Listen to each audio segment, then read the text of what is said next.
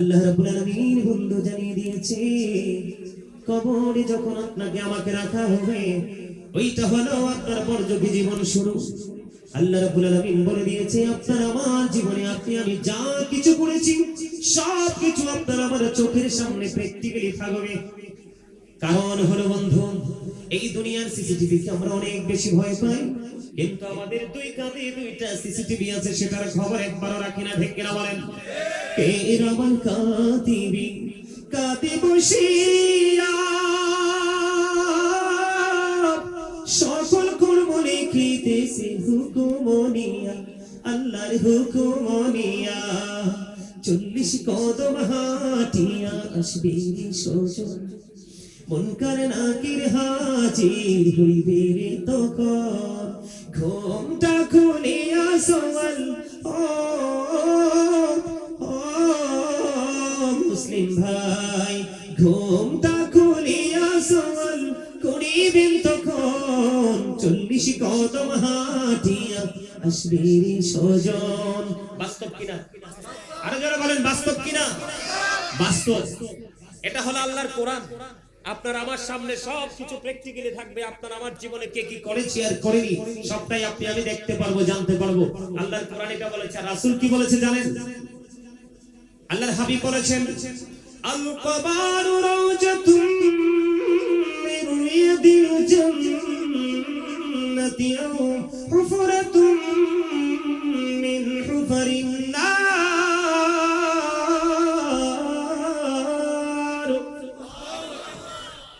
লবণ না দিলে খাবার খাইতে পারবে? কেন? স্বাদ হবে না? এত স্লো কেন উত্তর দিতে? এত দেরি কেন? স্বাদ ছাড়া খাবার খাওয়া যায়? কথা বলেন, খাবার খাওয়া যায়?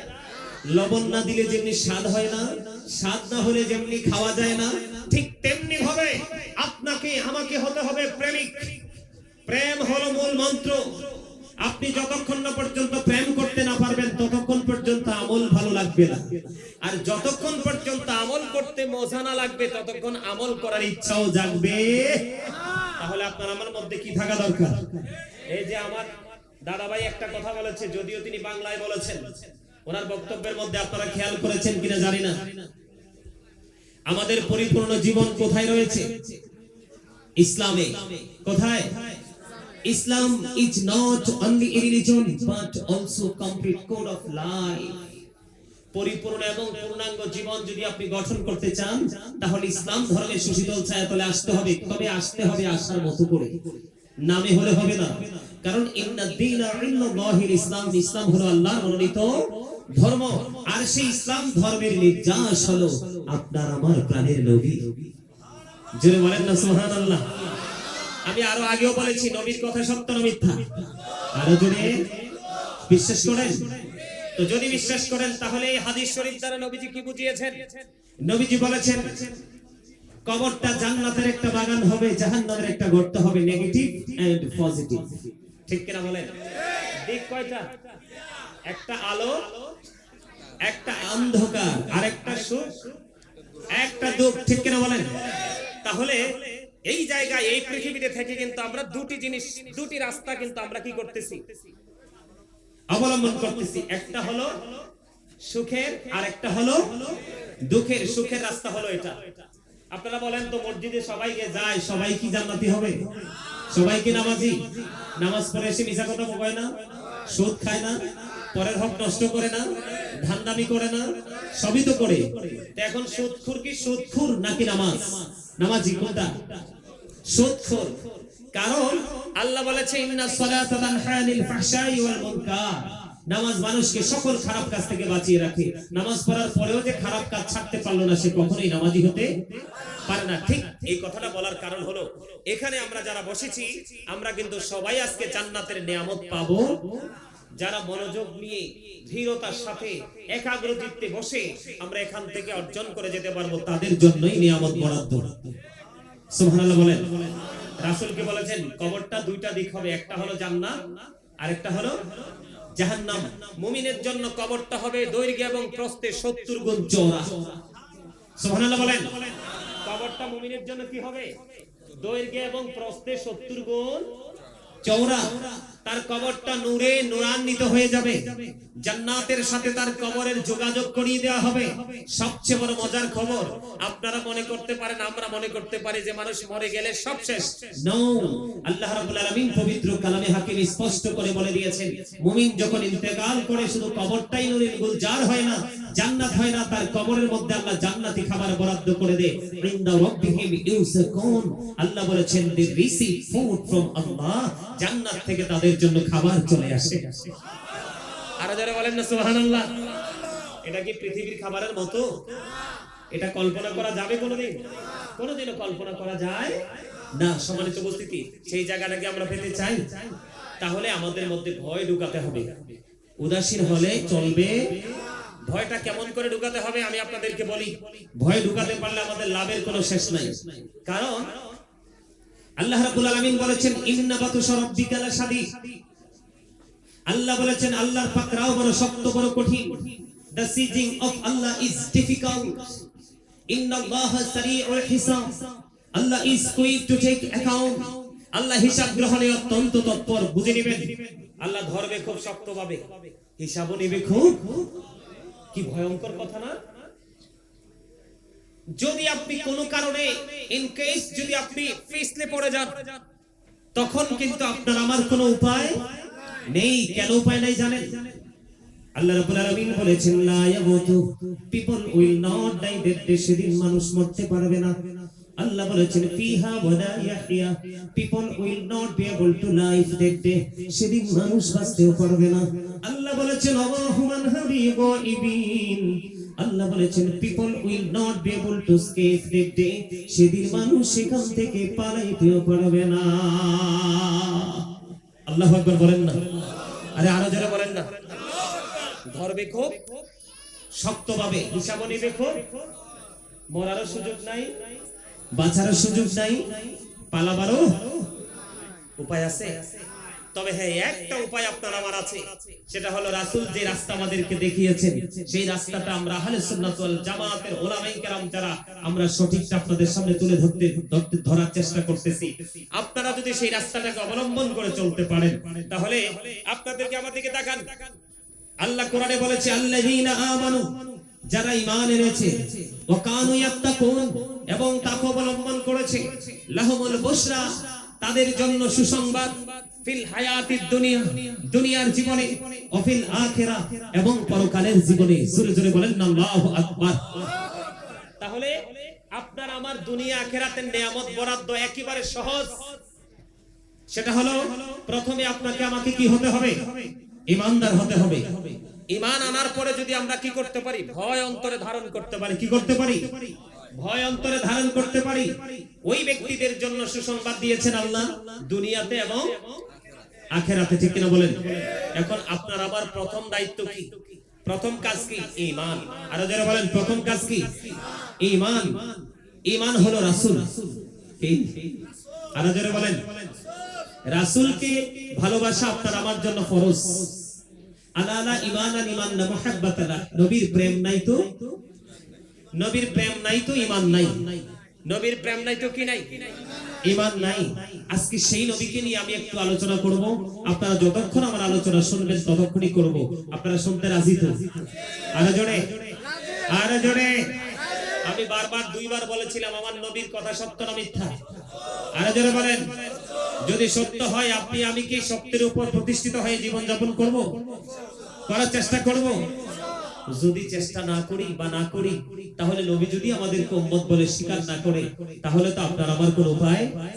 বন্ধুরে আমার, জন এক ব্যক্তি এসে প্রশ্ন করলেন, ইয়া রাসূলুল্লাহ, ইয়া হাবিবাল্লাহ, নবী গো, ও প্রাণের নবী, কিয়ামত কখন হবে গো নবী? ইয়া রাসূলুল্লাহ, ইয়া হাবিবাল্লাহ, নবী, নবী গো, কিয়ামত কখন হবে জানতে বড় মনে চায়। আমার আপনার প্রাণের নবী একটা ডাক দিয়ে বললেন, তুমি কিয়ামতের দিনের জন্য কি প্রস্তুতি নিয়েছো? ইয়া রাসূলুল্লাহ, ইয়া হাবিবাল্লাহ, নবী গো, আমি কিয়ামতের দিনের জন্য কোনো প্রস্তুতি নিতে পারিনি। ইয়া রাসূলুল্লাহ, ইয়া হাবিবাল্লাহ, নবী, নবী গো, আমি কিয়ামতের দিনের জন্য কোনো প্রস্তুতি নিতে পারিনি, কিন্তু আমি আল্লাহকে ভালোবাসি। আমার নবী আমার নবী তার জবানের আওয়াজ শুনতে দেরি রে, একটা সেকেন্ড বন্ধু দেরি করেনি। আমার নবী সঙ্গে সঙ্গে জানিয়ে দিয়েছে, তুমি যাকে ভালোবাসো তার সাথে তুমি থাকবা। জোরে জোরে বলেন না সুবহানাল্লাহ। নবীর প্রেম এত গভীর, নবীর প্রেম এত মধুময় বন্ধু। আমি দুরূদ পড়েছি, আপনারা অনেকেই কিন্তু নবীর প্রেমের দুরূদ পড়েননি। আপনারা জানেন না নবীর প্রেমের দুরূদে কত মজা রয়েছে।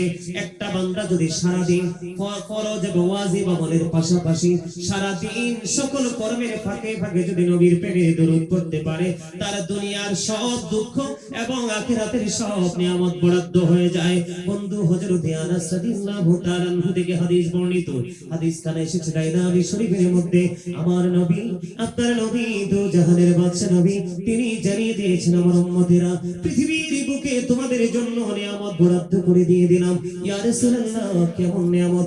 আমার নবী বলেছে, প্রতিদিন নবীর প্রেমিক কেউ যদি নবীকে ভালোবাসিয়া যদি 1000 বার যদি দরুদ পড়তে পারে, সে জান্নাত না দেখা পর্যন্ত তার মরণ হবে না।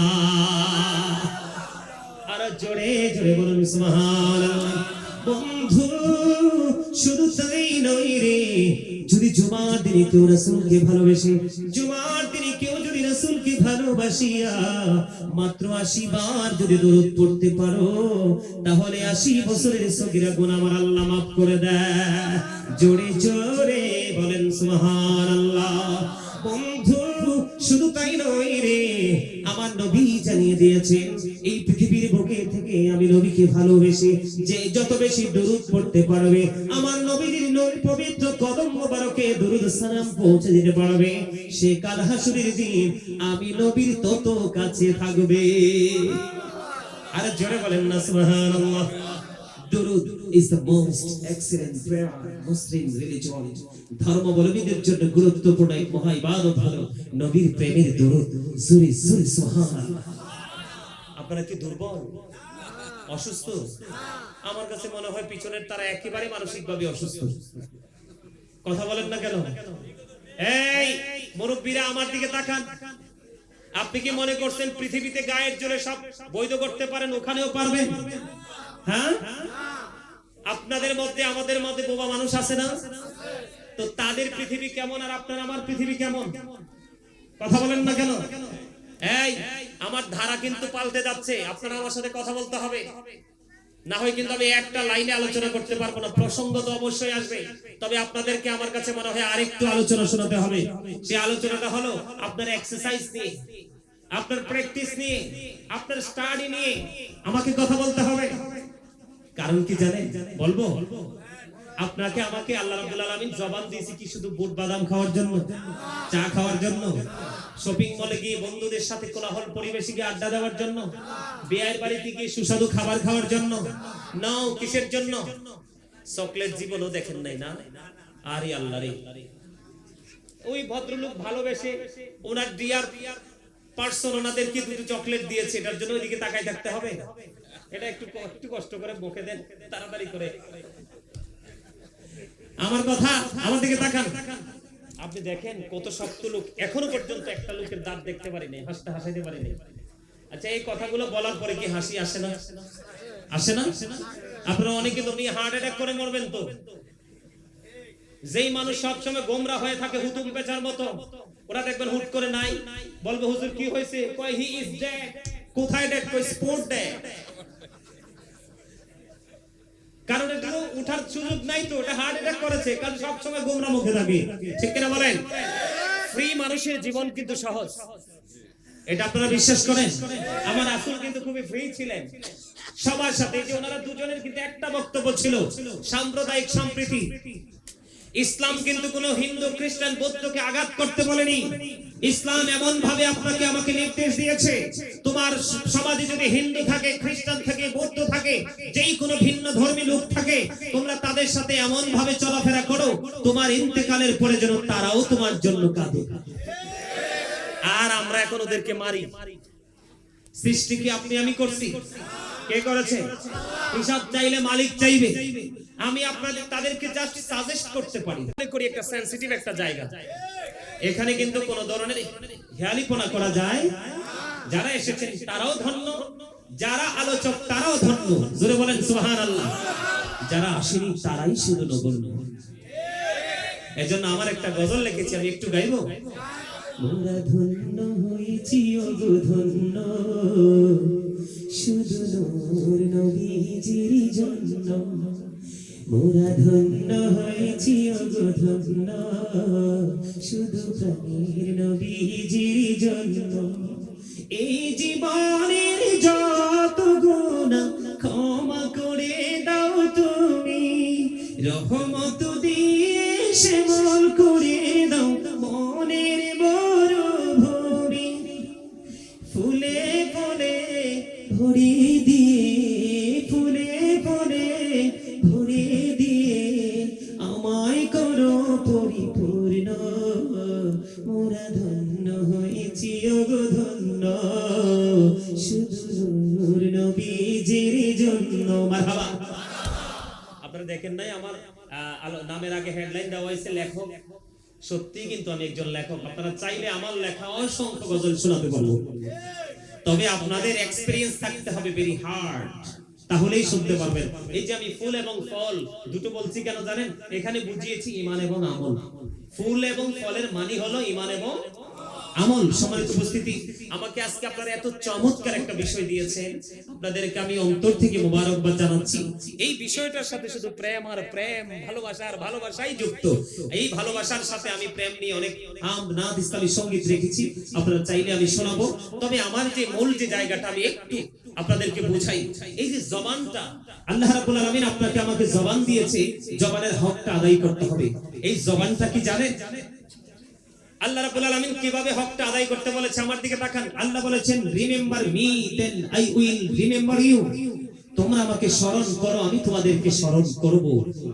ফাযকুরুনি আযকুরুকুম। আল্লাহ বলেছেন, remember me then I will remember you.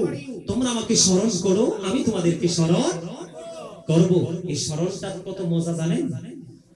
আপনারা জানেন আজকে মাহফিলে এসেছে, আমরা সবাই জানি আজকে মাহফিলে এসেছি, কিন্তু মূলত বন্ধু মাহফিল তো নয়, আমরা এসেছি আল্লাহর দিকে। কার দিকে? জিকিরের মজাটা কত দেখেন। নবীজি হাদিস শরীফের মধ্যে বসেছে জান্নাতের মেহমানদের জন্য জান্নাতি খাবার। এদিক দিয়ে আল্লাহ কোরআনে বলতেছে, এটা আমার হাবিব বলেছে তোমাদের জান্নাতি খাবার। আসলেই তো জান্নাতি খাবার। প্রতিদিন একটা মানুষের দুই ধরনের খাবার সংগ্রহ করতে হয়। একটা হলো দেহের খাবার, আর একটা হলো রূহের খাবার। দেহের খাবার পৃথিবীর সব জায়গায় গেলে খুঁজে খুঁজে পাওয়া যায়, কিন্তু রূহের খাবারের জন্য এই রকম জলসা খুঁজে বের করতে হয়। কথা বলেন না কেন? দেখেন কত মজা। আল্লাহর হাবিব জানিয়ে দিয়েছে, বুখারী শরীফের মধ্যে এসেছে হাদিস খানা। হাদিসের রাবী হলেন হযরত আবু হুরায়রা রাদিয়াল্লাহু তাআলা আনহু। আমার নবী, আপনার নবী, তিনি জানিয়ে দিয়েছে, উম্মত কেউ যদি আল্লাহর জিকির করতে করতে আল্লাহর দিকে এক বিঘত পরিমাণে এগিয়ে আসে, আল্লাহ তার দিকে এক গজ পরিমাণে এগিয়ে আসে। কেউ যদি এক হাত পরিমাণে এগিয়ে যায়, আল্লাহ তার দিকে দুই হাত পরিমাণে এগিয়ে আসে। কেউ যদি আল্লাহর দিকে হেঁটে হেঁটে যায়, আল্লাহর হাবিব জানিয়ে দিয়েছে, আল্লাহ রাব্বুল আলামিন তার দিকে দৌড়ে চলে আসে। তাহলে এখানে বসে বসে জিকির করব নাকি আমরা মন গড়া কথা বলবো? জিকির করব, শুধু মন দিয়ে শুনবো, ব্রেইনে বন্ধ সেটআপ দেব, আগামী কাল থেকে বাস্তবায়ন করতে থাকবো। আমার মিশন হলো আজকে বন্ধু ঈমান। এই আরো জোরে বলেন, নবীকে ভালোবাসা ফরজ, নবীকে কষ্ট দেওয়া কুফরি। চিন্তার দ্বারা হোক, জবানের দ্বারা হোক, কাউকে সমর্থন দ্বারা হোক, যে কোনো ভাবে হোক, নবীকে কোনো ভাবে ছোট এবং খাটো করা যায় না। খাটো করলে বন্ধু কুফরি হয়ে যাবে, আর কুফরি মানেই হলো ঈমান চলে যাওয়া, কাফের হয়ে যাওয়া। ঠিক কিনা বলেন? আমার দিকে তাকান। एग्जांपल আমি আপনাদেরকে শুরুতেই দিতে চাই বন্ধু। আপনার এই যে আমার এই দাদা ভাই বারবার কিন্তু কালেমার কথা বলেছে, খেয়াল করেছেন? উনি কিন্তু একজন সাধারণ মানুষ, কিন্তু তিনি বারবার কালেমা শব্দটা উচ্চারণ করেছে। আমি আপনাদেরকে আগে বন্ধু মর্যাদাটা বুঝাই, নবীজির পাওয়ার কেমন, তাকে কতটুকু সম্মান আল্লাহ রাব্বুল আলামিন দিয়েছেন বন্ধু। আমি আপনাদেরকে বলে দিতে চাই কালেমার মধ্যে কয়টা দিক। লা ইলাহা ইল্লাল্লাহ, there is no god but Allah.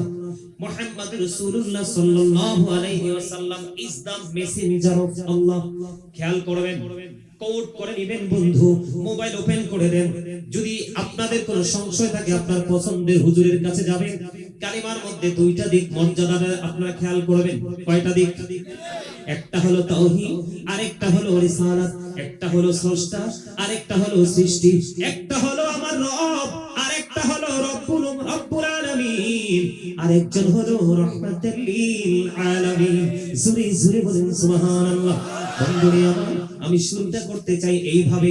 আল্লাহ রাব্বুল আলামিন এই যে দুইয়ের দিকে খেয়াল রেখে, এই দুইয়ের দিকে প্রেম রেখে সৃষ্টি জগতের প্রত্যেকটা জায়গায় দুটি দিয়ে সেটিং করেছেন, তিনটা কোথাও নাই। আমি एग्जांपल দেই বন্ধু, বডির দিকে তাকান। দুটি হাত, দুটি পা, দুটি চোখ, দুটি কান, জিহ্বা কয়টা? জিহ্বা একটা। দুটি জিহ্বা। এই যে আমার দিকে তাকান, আরে আমার দিকে তাকান, আমার জিহ্বাটা দেখেন সবাই। 1 নাম্বার বার্তা।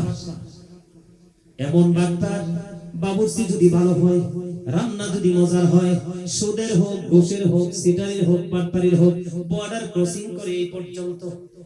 ঠিক না ঠিক? এটা হলো সামনের তার চরিত্র, আর পিছনে আরেকটা আছে যেটাকে আঞ্চলিক ভাষায় বলি আলা জিহ্বা। ওইটা না থাকলে কথা বলা যায় না। জিহ্বা কয়টা? দুটি হাত, দুটি পা, দুটি চোখ, দুটি কান, দুটি জিহ্বা, আলো আধার, কঠিন কোমল, ঘৃণা প্রেম, বাদশা ফকির, দুর্বল সবল, উঁচু নিচু, আলো আধার, ধনী গরিব, ছোট বড়, লম্বা খাটো, মোটা চিকন, আছে না নাই? আসমান জমিন, জল স্থল, জান্নাত জাহান্নাম, পৃথিবী এবং আল্লাহর সৃষ্টি জগতের যেখানেই তাকাই সেখানেই দুটি খুঁজে পাই। রহস্য কোথায়? রহস্য হলো কালেমা। আমার আল্লাহ ডেকে ডেকে বলে, বান্দারে আমার হাবিবের মর্যাদা যতই ছোট করো না, আমি আল্লাহ চিরস্থায়ী ভাবে টেকসই করে দিয়েছি। ওয়ালা ফা'না লাকা যিকরা। জোরে জোরে বলুন আল্লাহু আকবার। খবর মজার কিনা? আরো জোরে বলেন। তাহলে দুটি খুঁজে পাইলাম। এবার আসেন কালিমা তাইয়্যিবের মধ্যে দুইটা দিক। এই দুইটা দিক তৈরি করতে হরফ লাগছে 24টা। কয়টা? বুঝে নিয়েন। লা ইলাহা ইল্লাল্লাহর মধ্যে আছে 12টা হরফ, মুহাম্মাদুর রাসূলুল্লাহ সাল্লাল্লাহু আলাইহি সাল্লামের মধ্যে আছে 12টা হরফ। 12 মিলে কত হলো? ও বন্ধু, একটা দিনের দিকে নজর দিয়া চাইয়া দেখো না, 12 24। আল্লাহ কই গভীরের প্রেম পাগল খুঁজে খুঁজে বের করো। আমার নাম, আমার হাবিবের নামের মধ্যে 12টা হরফ দিয়ে লিখলাম, একটা কালেমা তৈরি করে দিলাম, সংখ্যা দিলাম 24টা। এই 24-এর সাথে মিল রেখে একদিনে ঘন্টা দিয়ে দিলাম 24 ঘন্টা। জোরে জোরে সুবহানাল্লাহ। শুধু এখানে ক্ষান্ত নয়, এই যে এখানে মূল কথা হলো সিম্পল ভাবে যদি একটু অবজারভেশন করি, বন্ধু একটু যদি অ্যানালাইসিস করি, তাহলে দেখা যায় আল্লাহ এবং নবী, আল্লাহ এবং মুহাম্মদ আছে না নাই? আল্লাহর নাম লিখতে 4টা হরফ, আলিফ লাম লাম হা। এই 4টার উপরে নিচে কোনো নকতা নাই। নবীজির নাম মোবারক লিখতে মিম হা মিম দাল, 4টা হরফ, 4টার উপরে নিচে কোনো নকতা নাই। 4 মিলে কত হলো? ও বন্ধু, এবার জান্নাতের দিকে নজর দিয়ে চাইয়া দেখো রে, জান্নাত বানাইছে আমার আল্লাহ প্রেমে পড়ে 8টা। আল্লাহ ডেকে ডেকে বলে, বান্দা আমার হাবিবের আদর্শকে অন্তরে ধারণ করো এবং লালন করতে করতে করতে করতে বর্জকে জীবনে পা দাও। আসার পরে দেখবা যুদ্ধ তোমরা করছো পৃথিবী নিয়ে যুদ্ধ করো না, তোমরা যুদ্ধ করো আখিরাতের যে নিয়ামত নিয়ে। 8টা জান্নাত বরাদ্দ করে দিলাম, তোমরা যেইভাবে পারো দখল করে নাও, যেই কোনো একটা। আমার নবীজি ডেকে ডেকে বলে দিয়েছেন, না না উম্মতেরা রে, তোমরা শুনে রাখো, তোমরা যখন আল্লাহর কাছে জান্নাত কামনা করবা তখন তোমরা জান্নাতুল ফেরদাউস কামনা করো। জোরে জোরে বলেন না সুবহানাল্লাহ। এখানে নবীর মর্যাদা আছে না নাই? আবার দেখেন আল্লাহকে রব্বুল আলামিন, আপনার আমার প্রাণের নবী হলো রাহমাতুল লিল আলামিন। আমার দিকে তাকান, ইসলামের কোটি কয়টা? পাঁচটা। 5 pillars of Islam কোটি কয়টা? The first pillar of Islam, ইসলামের পাঁচটা কোটির মধ্যে প্রথম পিলার, ফার্স্ট কোটি হলো ঈমান। ঈমানের দিকে নজর দিয়ে দেখেন, আমার দিকে খেয়াল করেন, গভীর মনোযোগ, ঈমানকে চাঙ্গা করবেন, ঈমান মজবুত হয়ে যাবে। হাজার চেষ্টা করলে আপনার ঈমানকে কেউ চুরি করতে পারবে না। আল্লাহ, the first pillar is the Lord of all, রব্বুল আলামিন মুহাম্মদুর রাসূলুল্লাহ সাল্লাল্লাহু আলাইহি ওয়াসাল্লাম is the blessing for the world, রাহমাতাল লিল আলামিন। চমৎকার না? Allah, the first pillar is the Lord of all, Rabbul Alamin. Muhammad Rasulullah sallallahu alaihi wasallam is the blessing for the world, rahmatan lil, ki darun na, Imamul Mursalin, rahmatan lil, ki darun। দেখছেন, সেই নবীটাকে নিয়ে আজকে আলোচনা করছি। সুবহানাল্লাহ বলেন না? নবীকে নিয়ে আলোচনা করলে এবং শুনলে লাভ না লস? আরো যারা বলেন আল্লাহ রাব্বুল আলামিন পবিত্র কালামে হাকিমে সূরা ইউনূসের 58 নম্বর আয়াতে বলেছেন, কুল বিফাদলিল্লাহি ওয়া বিরাহমাতিহি ফাবিযালিকা ফালইফরাহু হুয়া খায়রুম মিম্মা ইয়াজমাউন। আল্লাহ রাব্বুল আলামিন বলেছেন, কুল হাবিব, আপনি বলে দেন। কাকে? আমাদেরকে বলার জন্য আল্লাহ ডেকে ডেকে নবীকে বলছেন, বন্ধু আপনি জানিয়ে দেন, তোমরা যে আল্লাহর পক্ষ থেকে, আল্লাহর কাছ থেকে আল্লাহর ফজল নিয়ামত পেয়েছো, সেই নিয়ামত পেয়ে, রহমত পেয়ে তোমরা ফালিয়াফরাহু, তোমরা আনন্দ উৎসব করো। হুজুর, আনন্দিত হইলে লাভটা হবে কি গো? এই যে আজকে আপনারা খুশি না বেজার? আরো জোরে বলেন, খুশি হইলে লাভটা কি? আমার আল্লাহ জানিয়ে দিয়েছে, ওয়া খায়রুম মিম্মা ইয়াজমাউন, এটা তোমাদের পুঁজি করা সম্পদ চাইতেও দামি। আপনার যত নিয়ামত আছে সংরক্ষণ করা, এই সব নিয়ামত চাইতে উত্তম হলো আমার নবীকে পেয়ে আনন্দ উল্লাস করা। এই যে ফুল দিয়ে কত সুন্দর সাজিয়েছেন, লাইটিং করে দিয়েছেন, অত্যন্ত যতটুকু সম্ভব ডিজাইনেবল করেছেন, অত্যন্ত মনোমুগ্ধকর পরিবেশ তৈরি করেছেন। পরিবেশ দেখলেই বোঝা যায় আপনাদের হৃদয় জুড়ে প্রেমের ঢেউ খেলছে। ঠিক কিনা বলেন? এটাই হলো বন্ধু নিয়ামত, এটা আপনার জন্য পুঁজি করা সম্পদ চাইতে দামি। এখন সেই নবীকে পেয়ে, রাহমাতাল লিল আলামিনকে পেয়ে খুশি হলে কেমন লাভ? আব্দুল্লাহ ইবনে আব্বাস রাদিয়াল্লাহু তাআলা আনহু, আমার দাদা ভাই চলে যেতে চাইছিলেন, আমি কিন্তু বসায় রাখছি, না যাইেন না, কারণ আমি আপনাদের মেহমান, মেহমান যেমনি চায় তেমনি শুনতে হয়। এটাও নবীর ভালোবাসা এবং নবীর সুন্নাত। ঠিক কিনা বলেন? ওনারা কি অনারেবল পারসন না? তোনাদেরকে আমি ছাড়তে পারি? পারি না? পারি? কথা বলেন, পারি? পারি না, এই জন্য বসাই রাখছি, মজা দেওয়ার জন্য। কিসের জন্য? পৃথিবীর কোনো কিছু না, শুধু আখিরাতের একটু বুঝি নিয়ে যাবে, এই জন্য। আব্দুল, মন দিয়ে শুনেন, আজকে আমি যেমনি আলোচনা করছি আপনারা কিন্তু আলোচনা শুনছেন। এমনি করে একদিন নবীজি যখন পৃথিবীতে আগমন করলো, শুভ আগমন, নুরানি বেলাদত মুবারক হলো। আব্দুল্লাহ ইবনে আব্বাস রাদিয়াল্লাহু তাআলা আনহু সবাইকে নিয়ে নবীজির আগমন নিয়ে আলোচনা করতেছে। ঠিক এমন সময় আমার নবী সেই দিক দিয়ে হেঁটে যাচ্ছিলেন, দেখতে পাইলেন আমার নবী, সবাই আমার প্রাণের নবীর আগমন নিয়ে বেলাদত নিয়ে আলোচনা করতেছে। আমার নবী ডেকে ডেকে বলে, রে আব্দুল্লাহ ইবনে আব্বাস, আমাকে নিয়ে প্রেমের বাগান সাজিয়েছো গো, খাল্লাত লাকুম শাফাআতি।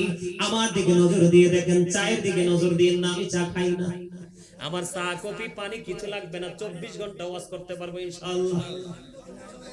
আমি পানিও খাবো না। আপনাদের যদি অসুবিধা হয় আসতে পারেন। না না, ঠিক আছে ঠিক আছে, আমার সম্মান রাখছেন, এতে আপনাদেরকে অসংখ্য মোবারক। জি না না, দিচ্ছি দিচ্ছি, যান যান, জি জি, ভালো থাকবেন, সুস্থ থাকবেন ইনশাআল্লাহ। জি জি জি, দোয়া রইল। আমার দিকে তাকান বন্ধু, গভীর খেয়াল করেন। আজকে নবীজির আগমন নিয়ে শুধু সুন্নিরা আলোচনা করে না, ওই নবীর প্রেমিক সাহাবীরাও করেছিল। কে? হাদিস শরীফ থেকে প্রমাণিত বন্ধু, আমার দিকে নজর দেন। আসেন সামনে, সামনের চেয়ার ফিল আপ করে দেন। সামনে আসেন, এই পিছন থেকে সামনে আসেন, আমার দিকে তাকান। আজকে দলিল নিয়ে যান। কেউ যদি আপনাদেরকে বলে যে মিলাদুন নবী সাহাবীরা পালন করেনি, আপনারা চ্যালেঞ্জ করতে পারবেন। গাজী সুলাইমান আল কাদরি বলেছে, বন্ধু আব্দুল্লাহ ইবনে আব্বাস রাদিয়াল্লাহু তাআলা আনহু এমন করে নুরানি জলসা সাজিয়ে নবীজির মিলাদ নিয়ে আলোচনা করতেছে। নবীজি শুনতে পেলেন, শুনে খুশি হয়ে গেলেন। রে আব্দুল্লাহ ইবনে আব্বাস, নবীজির আগমন নিয়ে প্রেমে পড়ে আলোচনা করছো। আমি নবী বলে দিলাম, খুল্লাতুল লাকুম শাফাআতি, আমি নবী তোমাদের জন্য সুপারিশ করা ওয়াজিব হয়ে গেল। আর জোরে বলেন না সুবহানাল্লাহ। তাহলে নবীরে ভালোবাসলে আপনার আর কোনো টেনশনের দরকার আছে না, চিন্তার দরকার আছে না? না না না, কোনো চিন্তার কোনো প্রয়োজন নেই বন্ধু। আমি আপনাদেরকে বলি, এই যে নবীজি বলেছেন জান্নাতে ওয়াজিব হয়ে গেল, জান্নাত নবীজি সুপারিশ করবে, এটা বাধ্যতামূলক হয়ে গেল। তাহলে আমরা নবীর উম্মত, আমাদের জন্য লাভ না লস? আর জোরে বলেন। আপনারা টাকা খরচ করেছেন, অনেক টাকা তাবারও করেছেন, খুব সুন্দর করে সাজিয়েছেন, এইভাবে সুন্দর করে সাজিয়েছেন। বন্ধু আমার দিকে তাকান, সাহাবীদের ওজন কত জানেননি? সাহাবীদের মর্যাদা কত জানেননি? নবীজির মর্যাদা কত জানেননি? হযরত আলী রাদিয়াল্লাহু তাআলা আনহু থেকে হাদিস খানা বর্ণিত। আমি নবীজির মর্যাদা বুঝাই বন্ধু, নবীজিকে নিয়ে আলোচনা করছি। আপনারা আমার দিকে তাকান। আমার রাসূল বলেছেন, ক্বালা মান সাব্বা নাবিয়্যা ফাকতুলুহু ওয়া মান সাব্বা সাহাবী ফাদরিবুহু। নবীকে যারা গালি দেয়, নবীকে যারা কষ্ট দেয়, উম্মত আমি নবী অর্ডার করলাম তাকে হত্যা করে ফেলো। এখানে নবীজির মর্যাদা বোঝা যায়নি। আমার নবীর অপমান আমার আল্লাহ সহ্য করে না। সূরা এই যে তাব্বাত ইয়াদা আবি লাহাবি ওয়া তাব, সূরা লাহাব, সূরা লাহাবের শানে নজরুল খুলে দেখেন। আমার নবীজির সাথে বেয়াদবি করার কারণে আমার আল্লাহ সূরা লাহাবের মধ্যে আবু লাহাবকে ধ্বংসস্তূপে পরিণত করে দিয়েছে। বন্ধু নবীর মর্যাদা তো বেশি রে। সেই আবু লাহাব নবীজি যখন আগমন করলো, নবীজির বিলাদত যখন হলো, তার দাসী সুয়াইবাকে ছেড়ে দিল। দাসী সুয়াইবাকে যখন ছেড়ে দিল, খেয়াল করবেন আবু লাহাবকে কোরআন শরীফের 30 পারা সূরা লাহাবে আল্লাহ রাব্বুল আলামিন আবু লাহাবকে তিনি অভিশপ্ত বলে ঘোষণা করে দিলেন। কিন্তু নবীজির আগমনে খুশি হয়ে সে তার দাসী সুয়াইবাকে যখন আজাদ করে দিল, আমার আল্লাহ খুশি হয়ে ডেকে ডেকে বলে, রে আবু লাহাব, আমার হাবিবের সঙ্গে প্রেমের ডুরি লাগিয়েছো, আমি তোমার জন্য প্রতি সোমবারে জান্নাত বরাদ্দ করে দিলাম। আরো জোরে বলেন।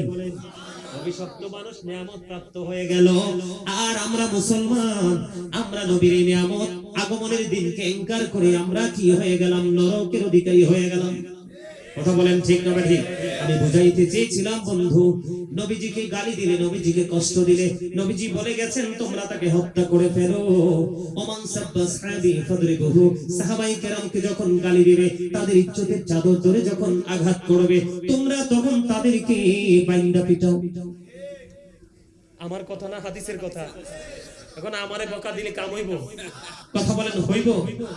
আমি আপনাদেরকে মর্যাদা বোঝানোর জন্য এই হাদিসটা শুনিয়েছি, সম্মান ইজ্জত বোঝানোর জন্য, শান আজমত বোঝানোর জন্য আমি আপনাদেরকে বলে দেই। এখন যদি কেউ সাহাবায়ে কেরামদের নবীর প্রতি প্রেম, প্রীতি, ভালোবাসাকে ছোট করে দেখে, তাদের জন্য এই বয়ান বন্ধু। ওই গাউসে পাক থেকে ধরে পৃথিবীর বুকে কিয়ামত পর্যন্ত যত ওলি আল্লাহ পৃথিবীর বুকে সৃষ্টি হবে, সকল ওলিদেরকে যদি একটা পাল্লায় তোলা হয়, আর সাহাবায়ে কেরামের খোরার নিচে 3 আঙ্গুলের 1 চিমটি মাটি যদি একটা পাল্লায় তুলে দেওয়া হয়, ওই সাহাবীদের খোরার নিচে 3 আঙ্গুলের 1 চিমটি মাটির পাল্লাটা ভারী হয়ে যাবে। আল্লাহু আকবার। ইয়া রাসূলুল্লাহ,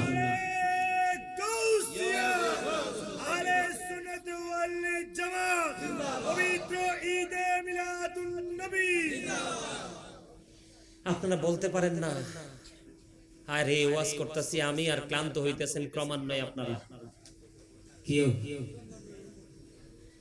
কেমনে বুঝাইতে পারবেন তাদেরকে ভালোবাসা কি জিনিস, অমূল্য সম্পদ? এই মনু এই এখানে দাঁড়াইয়া কথা কোয়া যাইবে না মনু? যাক আলহামদুলিল্লাহ একটু হইলো হাসাইতে পারছি আপনাদেরকে। এই যে বরিশাল কথা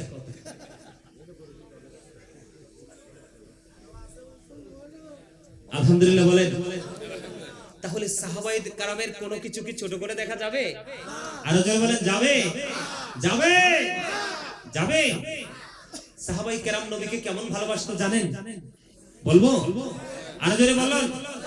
একটু শুনেন, যদিও আমি এখানে ঢুকাইতাম না, আপনাদেরকে বোঝানোর জন্য বলতে চাই। বন্ধুরি আমার, আমার নবী একদিন সাহাবায়ে কেরামদেরকে কিছু দান করার কথা বললেন। সম্ভবত খন্দক যুদ্ধের পূর্বে। দেখেন কম্পিটিশন কেমন। প্লিজ আপনাদেরকে বলি, ডোন্ট ডিস্টার্ব মি। যদি ভালো না লাগে আমি আবারও বলছি, I say go to your seat, বাসায় চলে যান। আমার সামনে হাজার হাজার মানুষের প্রয়োজন নেই, লক্ষ লক্ষ মানুষের প্রয়োজন নেই, আমার কাছেই প্রয়োজন শুধু কিছু প্রেমিকের। প্রেমেরই বাজারে কে যাবি চলে রে, আমিও যাব তোর সঙ্গেতে। বলেন প্রেমেরই বাজারে কে যাবি চলে রে, আমিও যাব তোর সঙ্গেতে। কারণ যেখানে প্রেম নাই সেখানে ফুল বাগানও আগুন হয়ে যায়, আর যেখানে প্রেম আছে রে সেটা আগুনও ফুল বাগান হয়ে যায়।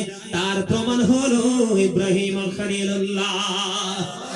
आज भी हो जो इब्राहिम का इमाम पैदा, आगे कर सकती है अंदाजे गुलिस्ता पैदा। आला हजरत বলেছেন, खालिक कुल ने आपको मालिक कुल बना दिया, दोनों जहां है आपकी कब्जा इख्तियार में। मरहबा। अरे आरा जुड़ा পিসের মানুষটি বিরিয়ানি লয়ে আইছে। ভাই তোমরা মুখে তালা দিয়ে বসে থাকো, বিরিয়ানি ডাবল দিতে বলবো। আজকে সামনের তারা তাবারুক লাগবে না, ঠিক আছে না? যারা ওয়াজ শুনবে তারা তাবারুক লাগবে না, যারা শুনবে না তাদের তাবারুক লাগবে, যারা শুনবে না তাদের জন্য ডাবল তাবারুকের প্যাকেট। আপনারা টিশু দিবেন না? দিবে। আমার সামনের মুসল্লিরা পিছনের তাদেরকে দিবে। আলহামদুলিল্লাহ বলেন। আল্লাহ কবুল করে নিক।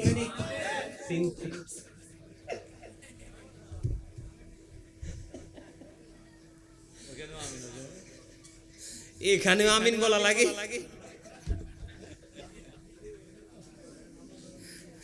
আচ্ছা যাও, আলহামদুলিল্লাহ বলেন। আর জোরে, আরে আরেকটু মহব্বতে। বন্ধুরে আমার, আমার দিকে প্রাণটা খুলে একটু নজর দিয়ে কথাগুলো শুনেন। হৃদয়ের জানালাটাকে ওপেন করে দাও। আমার নবীজি বললেন, দেখেন নবীজিকে কেমন করে ভালোবাসতেন সাহাবায়ে কেরাম। দুইজন হযরতে ওমর জীবনে এত বেশি আমল করেছেন, গণনা করলে আকাশের তারার চাইতেও বেশি হবে। কিন্তু আবু বকরের একটা রাতের প্রেম, কিছুক্ষণ সময়ের প্রেমের সাথে যখন পাল্লা দেওয়া হলো রে, ওমরের জীবনের আমলগুলো একেবারে নাথিং হয়ে গেল। একদিন হযরতে ওমর আবারও হাত জোর করে অনুরোধ করছি, রিজার্ভ বাজারে এসেছিলাম, আপনাদের এখান থেকে 4 গুণ বেশি ছিল মানুষ, কিন্তু মানুষগুলোর মধ্যে এত গরম ছিল। ওখানে ছিলেন কেউ এমন আসেননি এখানে? প্রচন্ড গরম ছিল, কিন্তু মানুষগুলো গরমে আছে না নরমে আছে বোঝা যায়নি। সুহাদায়ে কারবালার আলোচনা করেছিলাম, ঠিক কিনা বলেন? মানুষের এত আদব, সেই আদব দেখে আর হারুন ভাইয়ের সাথে হচ্ছে আমার পার্সোনাল একটা রিলেশনশিপ। উনি যখন ফোন দিল, বন্ধু চলে আসলাম। আমি আপনাদেরকে বলি, আমি বেশিক্ষণ আলোচনা করব না। যারা নবীর প্রেমিক তারা যাওয়ার পরে মিস করবেন যে হুজুর যদি আরেকটু ওয়াজ শোনাইতো, ঠিক না? আর যারা নবীর সাথে প্রেম করতে পারেনি তারা বলে আধা ঘন্টা আগে ছেড়ে দিলে ভালো হতো। এরকম না বিষয়টা? দেখেন তাদের মর্যাদা এমনি বাড়ে নাই বন্ধু। হযরতে ওমর তিনি বললেন, আমার নবী বলেছে দানের জন্য। আমার জীবনে কোনদিন আমি আবু বকরকে কোন কাজে আমি কোনদিন আমি আবু বকরকে অতিক্রম করে যেতে পারিনি। আমার নবী যেহেতু আজকে আমাকে দানের কথা বলেছে, আমার কাছে মোটামুটি ভালো দৌলত আছে, আমি দান করে দিব। হাদিস শরীফ থেকে বন্ধু প্রমাণিত হয়ে গেল। এবার হযরতে ওমর ওনার যে সম্পদ যা ছিল তা নিয়ে আসছেন। আমার নবীজি ডাক দিয়ে বললেন, ওমর তুমি তোমার ফ্যামিলির জন্য কতটুকু রেখে এসেছো? ইয়া রাসূলুল্লাহ, ইয়া হাবিবাল্লাহ, নবী গো, আমি এখানে যতটুকু নিয়ে এসেছি তার অর্ধাংশ আমার ফ্যামিলি পরিবারের জন্য নিয়ে রেখে এসেছি। এবার আবু বকরকে ডাক দিলেন, আবু বকর, ও আবু বকর, আপনি কতটুকু নিয়ে এসেছেন? ইয়া রাসূলুল্লাহ, ইয়া হাবিবাল্লাহ, নবী গো, ও প্রাণের নবী গো, আমার যা ছিল আমি সব নিয়ে আসছি নবী। এবার আবু বকর একটা ডাক দিয়ে বললেন, আবু বকর রে, তুমি তোমার ফ্যামিলির জন্য কি রেখে এসেছো? এবার আবু বকর একটা প্রাঞ্জল ভাষায় ডাক দিয়ে বললেন, নবী, নবী গো, আমার যা ছিল আমি সবটুকু নিয়ে এসেছি। আমি আমার ফ্যামিলির জন্য আল্লাহ এবং আল্লাহর হাবিবকে রেখে এসেছি। জোরে জোরে বলেন না সুবহানাল্লাহ। এবার ওমরের হৃদয়ের মধ্যে আরো বেশি রক্তক্ষরণ শুরু হয়ে গেল রে। ওমর ডেকে ডেকে বলে, হায় রে আল্লাহ, জীবনে কোনোদিন আবু বকরকে হারাতে পারলাম না, আজকে আমি মনে করেছি আবু বকরকে হারাতে পারবো। আল্লাহ গো, আজকে আমি আবু বকরকে হারাতে পারলাম না, মনে হয় জীবনে আর কোনোদিন এটা সম্ভব হবে না। আমার নবীজি আরো বলেছেন, আমার জীবনে ইসলামের জন্য আবু বকরের দৌলত যত উপকারে লেগেছে আর কারো দৌলত এত উপকারে লাগেনি। এবার আবু বকর একটা ডাক দিয়ে বললেন, ইয়া রাসূলুল্লাহ, নবী গো, আমার ধন সম্পদ সন্তান সন্ততি নয়, আমার জানটাও আপনার জন্য প্রস্তুত। সেইভাবে নবীকে ভালোবেসেছিলেন বন্ধু। এই জন্য আবু বকরকে সঙ্গে নিয়ে আমার নবী আপন করে ওই পবিত্র রওজা মুবারকে মদিনাতুল মুনাওয়ারায় শুয়ে আছে বন্ধু। জোরে জোরে বলেন না সুবহানাল্লাহ।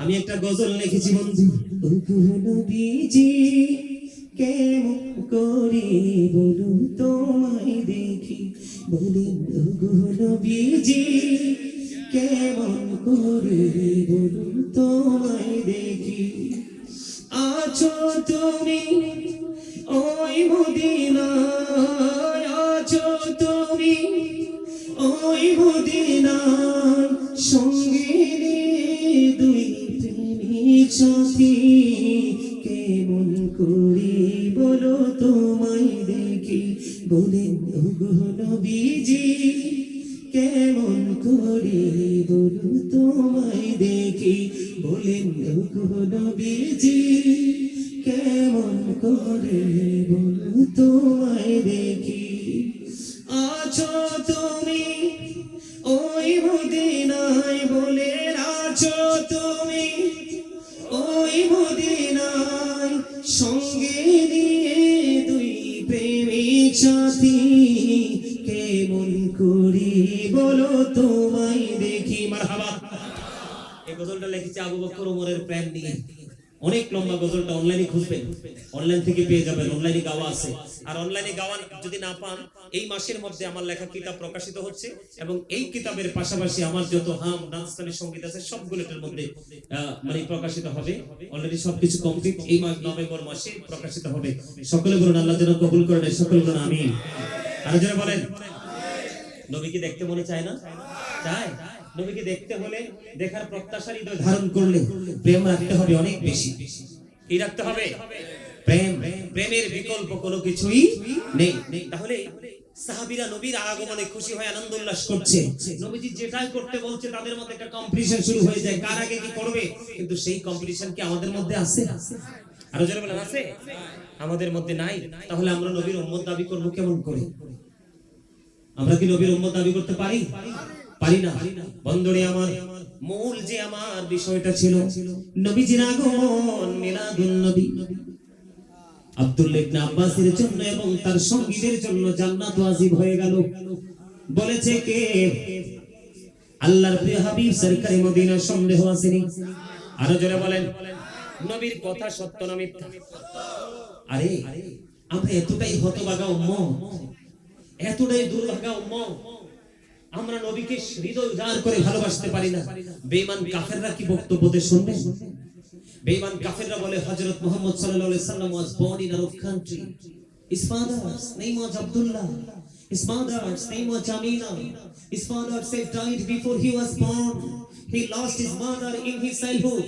He was very truthful. Sure sure বলেন আল্লাহু আকবার। আরে আরো জোরে বলেন আল্লাহু আকবার।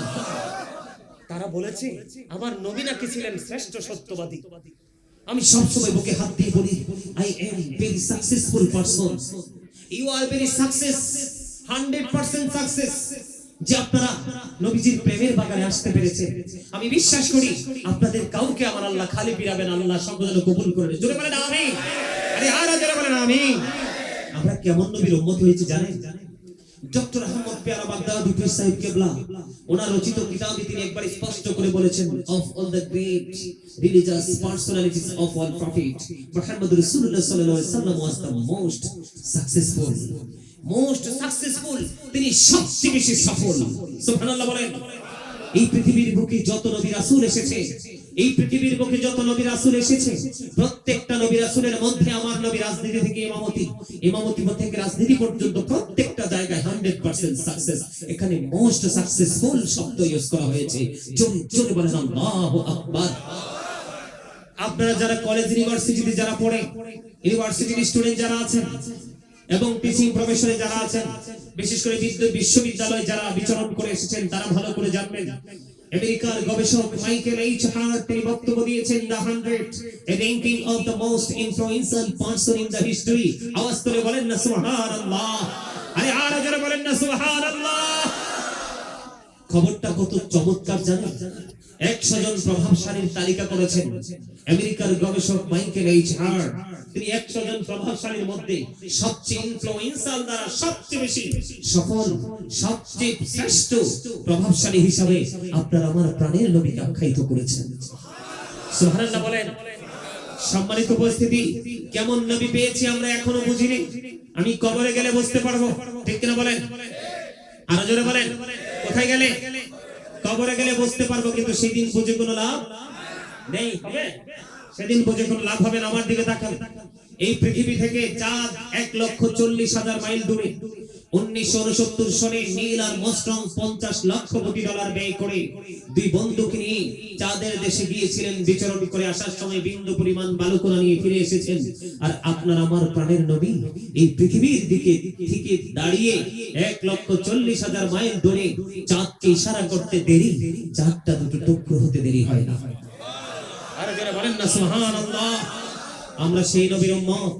আপনারা জানেন আজকে নবী সম্পর্কে জানতে পেরেছি কোরআনের মাধ্যমে, আর কোরআন থেকে জানতে পেরে নবী কোরআন পেয়েছি নবীজির মাধ্যমে।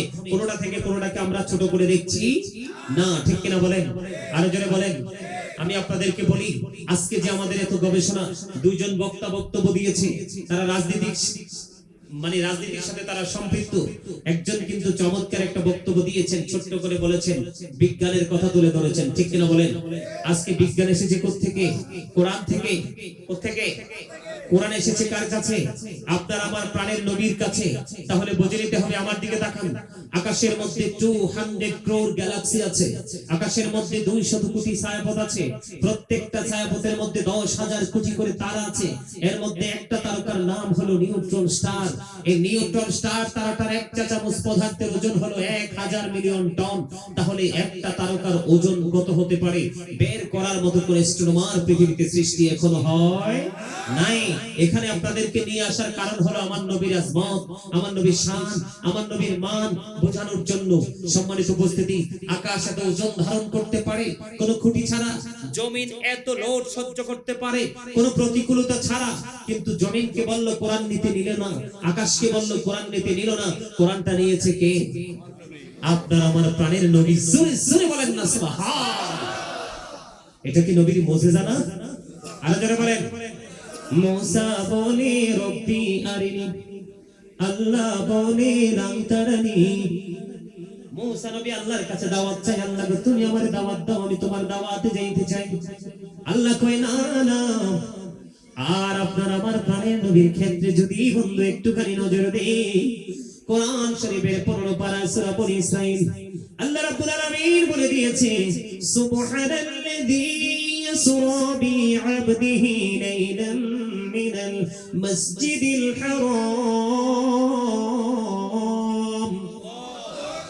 ইলাল মাসজিদিল আকসা আল্লাযী বারাকনা হাওলাহু লিনুরিয়াহু মিন আয়াতিনা। জোরে জোরে বলেন আল্লাহু আকবার। আল্লাহ রাব্বুল আলামিন আল্লাহর হাবিবকে মসজিদে হারাম থেকে মসজিদে আকসা পর্যন্ত ভ্রমণ করিয়েছেন। আল্লাহ বলেছেন চারপাশ আমি বরকতময় করে দিয়েছি। কেন গো মনি, ও আমার মালিক, তুমি কেন চারপাশ বরকতময় করে দিয়েছো? আল্লাহ রাব্বুল আলামিন বলেছে আমি আমার নিদর্শন আমার হাবিবকে দেখানোর জন্য। আর জোরে বলেন না সুবহানাল্লাহ। আমার নবী গায়বের খবর জানি বললে অনেক মানুষ বন্ধ রাগ হয়ে যায়। বুখারী শরীফের মধ্যে এসেছে হাদিস খানা, একটু প্রাণ খুলে শোনেন। আমার কাছে এই বিষয়গুলো বলার কারণ হলো আমি আবার বিষয়ের বাইরে আলোচনা করার কোনো সুযোগ নাই। হারুন ভাই বারবার বলেছে হুজুর আমার নবীর মর্যাদাটা কেমন ভেঙে ভেঙে একটু বুঝিয়ে দিবেন। এই জন্য মর্যাদাটাও কিন্তু মিলাদুন নবীর পাশাপাশি তুলে ধরতে যাব। আল্লাহর আরশে দেখা করলেন, দেখা করার পরে আমার নবীকে আমার আল্লাহ প্রশ্ন করলেন হাবিব আসমানে ফেরেশতারা কি নিয়ে কথা কাটাকাটি করছে? তার মানে হালকা পাতলা ঝগড়া চলতেছে। আমার রাসূলকে যখন প্রশ্ন করলো আমার আল্লাহ খবর জানে কি জানে না? তিনি আলিমুল গায়ব, ওনার কাছে কিন্তু কোনো লুকাচুরি নাই, ঠিক কিনা বলেন? যদি নবীকে প্রশ্ন না করতো তাহলে আপনি আমি প্রেমের খবর জানতাম না। কথা বলেন না বন্ধুরে আমার। আমার নবীকে প্রশ্ন করলেন বন্ধু আসমানে ফেরেশতারা কি নিয়ে ঝগড়া করছে? এবার আমার নবী ডাক দিয়ে বললেন মানিব আপনি তো ভালো জানেন। এই কথাটা বলতে দেরি আমার দিকে তাকান। আমাদের দেশে কিন্তু অনেক ধরনের ফিতনা বের হয়েছে। হাদিস কানা বুখারী শরীফের মধ্যে এসেছে। অনেকে কিন্তু বলে নবীজির সাথে আল্লাহর সরাসরি দেখা হয় নাই, পর্দা ছিল।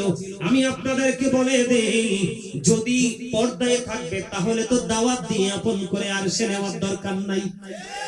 কথা বলেন না কেন? আমি সামান্য একজন গাজী সুলাইমান আপনাদের কাছে এসেছি বন্ধু। আমি সত্যি মুগ্ধ হয়েছি, আপনাদের আচরণ সত্যি অসাধারণ। একজনের পর একজন ধারাবাহিকভাবে শীত আকারে আমার সাথে ছবি তুলতে গেলেন, কোনো বাধা রইল না, কোনো পর্দা রইল না। আর আল্লাহর হাবিবের প্রেমে পড়ে আল্লাহ কুল কায়নাত সাজিয়েছে। রাসূল বলেছেন I am from the light of Allah and everything has been created from my light.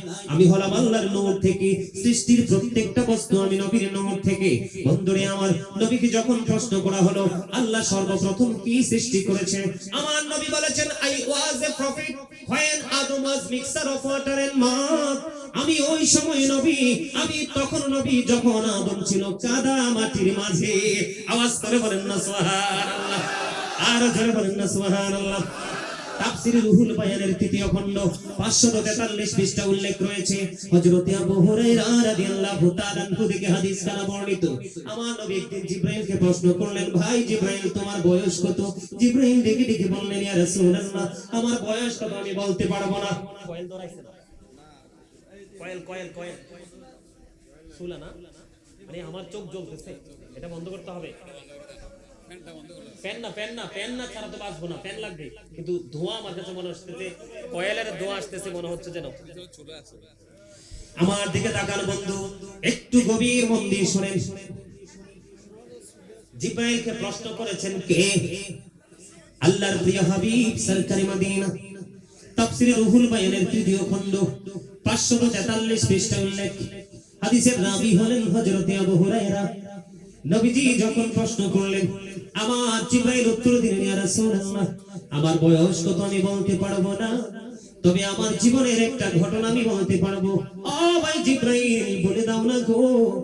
এবার জিবরাইল বললেন ইয়া রাসূলুল্লাহ চতুর্থ আসমান মতান্তরে সপ্তম আসমানের উপরে আমি একটা তারা ওঠা অবস্থায় দেখেছি ৭০,০০০ বছর, অস্তমিত অবস্থায় দেখেছি ৭০,০০০ বছর।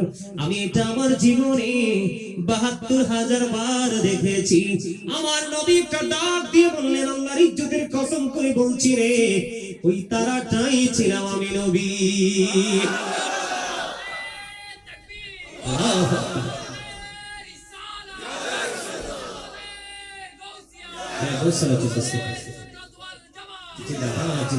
আলহামদুলিল্লাহ বলেন। মর্যাদা বোঝা যায়নি, আরো জোরে বলেন। আল্লাহ আরো বলেছেন আল্লাহ is all in all, follow his law and light for eternal success। আল্লাহ রাব্বুল আলামিন বলেছেন আল্লাহ আমাদের জন্য দুটি জিনিস দিয়েছেন, ল এন্ড লাইট। ল মানে বুঝেন আইন। আমরা উকিলদেরকে কখনো ব্যারিস্টার বলি, কখনো লয়ার বলি, কখনো অ্যাডভোকেট বলি, মূলত কিন্তু তারা আইনের মানুষ, ঠিক কিনা বলেন? আল্লাহ বলেছে আমি তোমাদের জন্য দিয়েছি ল এন্ড লাইট। লাইট হলো ইংলিশ শব্দ, এই লাইটের আরবি হলো নূর, বাংলা হলো আলো। এখন নূর কইলে অনেকের মাথা গরম হয়ে যায়, আরে ভাই তুমি ওয়ার্ড মিনিং বুঝো না, এটা তো তোমার সমস্যা, কিন্তু এই সমস্যা কেন অন্যের কাঁধে চাপিয়ে দাও, ঠিক কিনা বলেন? আরে জোরে, নূরের তো অনেক প্রকার আছে, আছে না? এই যে লাইট, এখন আলো দূর হয়ে অন্ধকার নাই আমাদের এখানে, এটাও তো নূর। এই যে আমি দিনের কথা বলতেছি, কোরআন হাদিসের কথা বলতেছি, এটাও তো নূর। নবীজিকে কোন অংশে কি নূর না বলার সুযোগ আছে? আচ্ছা আপনারা বলেন, নবীজি আসার আগে অন্ধকার ছিল না? তো নবীজি আসার পরে তো অন্ধকার দূর হয়ে গেছে, তো এটাই তো নূর। এটাও সহজ ভাষাটাও কিন্তু অনেকে বোঝে না বন্ধু।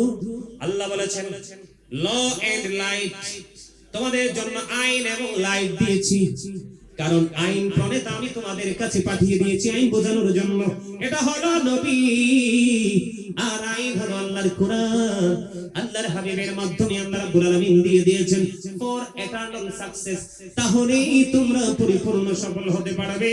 এখানে কিন্তু কোরআন ধরবা, নবী ছাড়বা, তুমি সফল হতে পারবা না, ঠিক কিনা বলেন? এখানে মর্যাদা বোঝা যায় কিনা? আল্লাহর কোরআনে আল্লাহ আরো বলেছেন ইন্নাল্লাযীনা ইউযুনাল্লাহ ওয়া রাসূলাহু লা'নাহুমুল্লাহু ফিদ দুনিয়া ওয়াল আখিরাহ ওয়া আ'আদ্দা লাহুম আযাবাম মুহিনা। আল্লাহ রাব্বুল আলামিন বলেছেন আল্লাহ এবং আল্লাহর হাবিবকে যারা কষ্ট দেয় আল্লাহ তাদেরকে দুনিয়া এবং আখিরাতে কি করেছেন?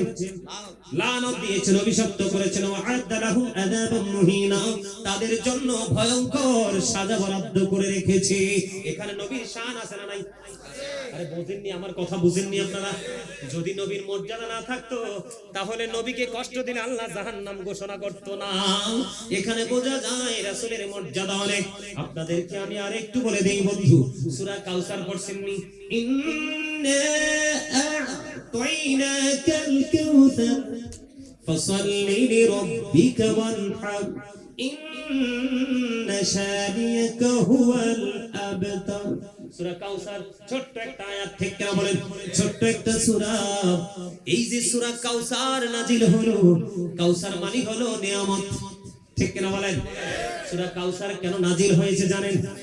বন্ধু, আমার নবীকে যখন আবতার বলা হলো, আমার আল্লাহ সহ্য করতে পারলো না। নবীজিকে নির্বংশ, নিঃসন্তান বলে, নিঃস্ব বলে যখন আখ্যায়িত করলো, আমার আল্লাহ সহ্য করতে পারলো না। আমার আল্লাহ সূরা কাউসার পাঠিয়ে দিলেন। হাবিব, আমি আল্লাহ আপনাকে জানিয়ে দিলাম, আমি আপনার আল্লাহ আপনাকে জানিয়ে দিলাম গো, আজকে যারা আপনাকে আবতার বলেছে তারাই হবে কাল হাসরের দিন আবতার। যারা আপনি নবীকে প্রাণের চাইতে বেশি ভালোবাসবে গো, আপনার সন্তান তুল্য উম্মতের জন্য বরাদ্দ করে দিলাম ওই হাউজে কাউসার। আরে জোরে কন্যা সুবহানাল্লাহ, আরে জোরে। একবার যদি কোন রকম পান করতে পারেন 40 বছর কমপক্ষে পানির তৃষ্ণা লাগবে না। এটা মর্যাদা কিনা বলেন? আর জোরে। আমি ছিলাম কোথায়, এসেছি আবার এইদিকে বন্ধু, একটু বোঝাতে হবে। আমার আল্লাহ যখন প্রশ্ন করলেন আপনার আমার প্রাণের নবীকে, আমার নবী বললেন আল্লাহ আপনি তো ভালো জানেন, আপনি আমার একটু আমার কাছে আসেন। এই সুজন, আপনারা খেয়াল করবেন বিষয়টা, হাদিস শরীফের ভাষা। আমার আল্লাহর সবই আছে, তবে কুদরতি আল্লাহ রাব্বুল আলামিনের কুদরতি হাত মোবারক আমার নবীজির দুই কাঁধ মোবারকের মধ্যখানে রাখলেন। সুবহানাল্লাহ বলেন। বলতেছে আমার নবীজি কাঁধ মোবারকের মধ্যে যখন রাখলেন, হাদিস শরীফ প্রমাণ করতেছে আমার নবী বললেন আল্লাহ রাব্বুল আলামিনের কুদরতি হাত মোবারক যখন আমার দুই কাঁধের মধ্যখানে রাখা হলো, হৃদয় পর্যন্ত আমার শীতলতা চলে আসলো। আমি দুনিয়ার শুরু থেকে শেষ পর্যন্ত, আওয়াল থেকে আখের পর্যন্ত যা কিছু হয় রে, যা কিছু হচ্ছে, যা কিছু হবে, আমি নবী সব কিছু দেখে নিয়েছি। এক হাদিসের মধ্যে এসেছে, অন্য হাদিসের মধ্যে এসেছে আল্লাহ রাব্বুল আলামিন সবকিছু কেমন ভাবে দেখতে পেয়েছে। একটা মানুষ তার হাতের তালুটাকে যেমনি ভাবে স্পষ্ট দেখতে পায়, আপনারা হাতটা তোলেন একটু প্র্যাকটিক্যালি, আপনারা হাতের তালুর দিকে নজর দেন, দেখতে কোনো অসুবিধা আসেনি? একেবারে স্পষ্ট না, একেবারে কোনো বাধা আসেনি।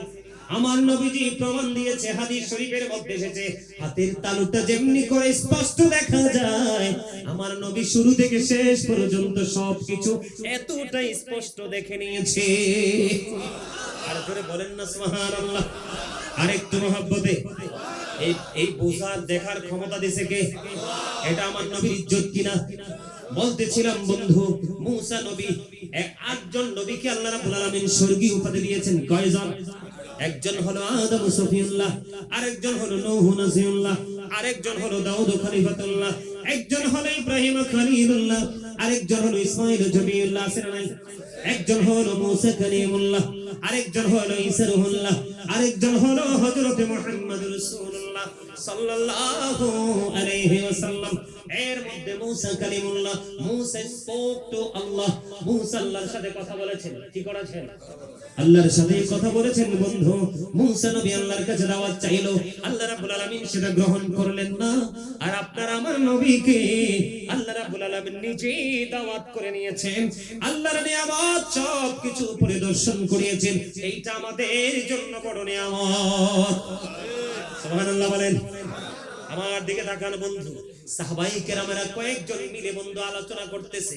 আল্লাহ তো একজনকে বানিয়েছেন আদম সফিউল্লাহ, আরেকজনকে বানিয়েছেন মুসা কালিমুল্লাহ, আরেকজনকে বানিয়েছেন ঈসা রূহুল্লাহ। এমনি করে করে তিনি বলতেছেন, এক একজনকে এক একটা লকব দিয়েছেন। এই বক্তব্য দেওয়ার সময় আমার নবীজি তাদের এই বক্তব্যটা শুনে ফেললো।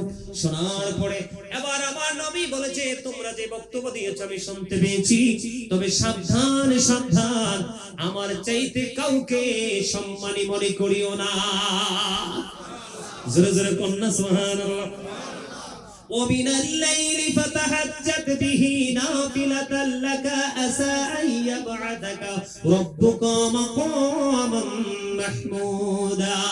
জোরে জোরে আল্লাহু আকবার। রাতের কিছু অংশ নবীজিকে তাহাজ্জুদ পড়ার কথা কে বলেছেন? আল্লাহ রাব্বুল আলামিন আর বলে দিয়েছে, অচিরে আপনাকে মাকামে মাহমুদে অধিষ্ঠিত করা হবে, যেই জায়গায় দাঁড়িয়ে আমার রাসূল প্রশংসা করবে। আমার দিকে তাকান, নবীজি জবান দ্বারা বলতেছেন, সেই দিন প্রশংসার ঝান্ডা আমি নবীর হাতের মধ্যে থাকবে। সুপারিশের জন্য আদমের কাছে যাবে, তারা বলবে না না এটার যোগ্য আমি না। মুসার কাছে যাবে, না না যোগ্য না। এমনি করে করে সবাই নাকচ করে দিবে বন্ধু। কিন্তু আপনার আমার প্রাণের নবীর কাছে থাকবে প্রশংসার ঝান্ডা। ওই প্রশংসার ঝান্ডার ছায়া ধরে সবাই এসে হাজির হয়ে যাবে। জোরে জোরে কন্যা সুবহানাল্লাহ। আমার নবী বলেছেন, সেই দিন আমি আল্লাহর দরবারে সুপারিশ করব, আর আমার সুপারিশটা সর্বপ্রথম কবুল করা হবে, গ্রহণ করা হবে। আমি জান্নাতের কর্নার দিব সর্বপ্রথম। ফেরেশতা প্রশ্ন করবে, আপনি কে? আমি পরিচয় দিব, আমি হাবিবুল্লাহ। আমি সর্বপ্রথম জান্নাতে পবিত্র কদম বাড়িয়ে দেব।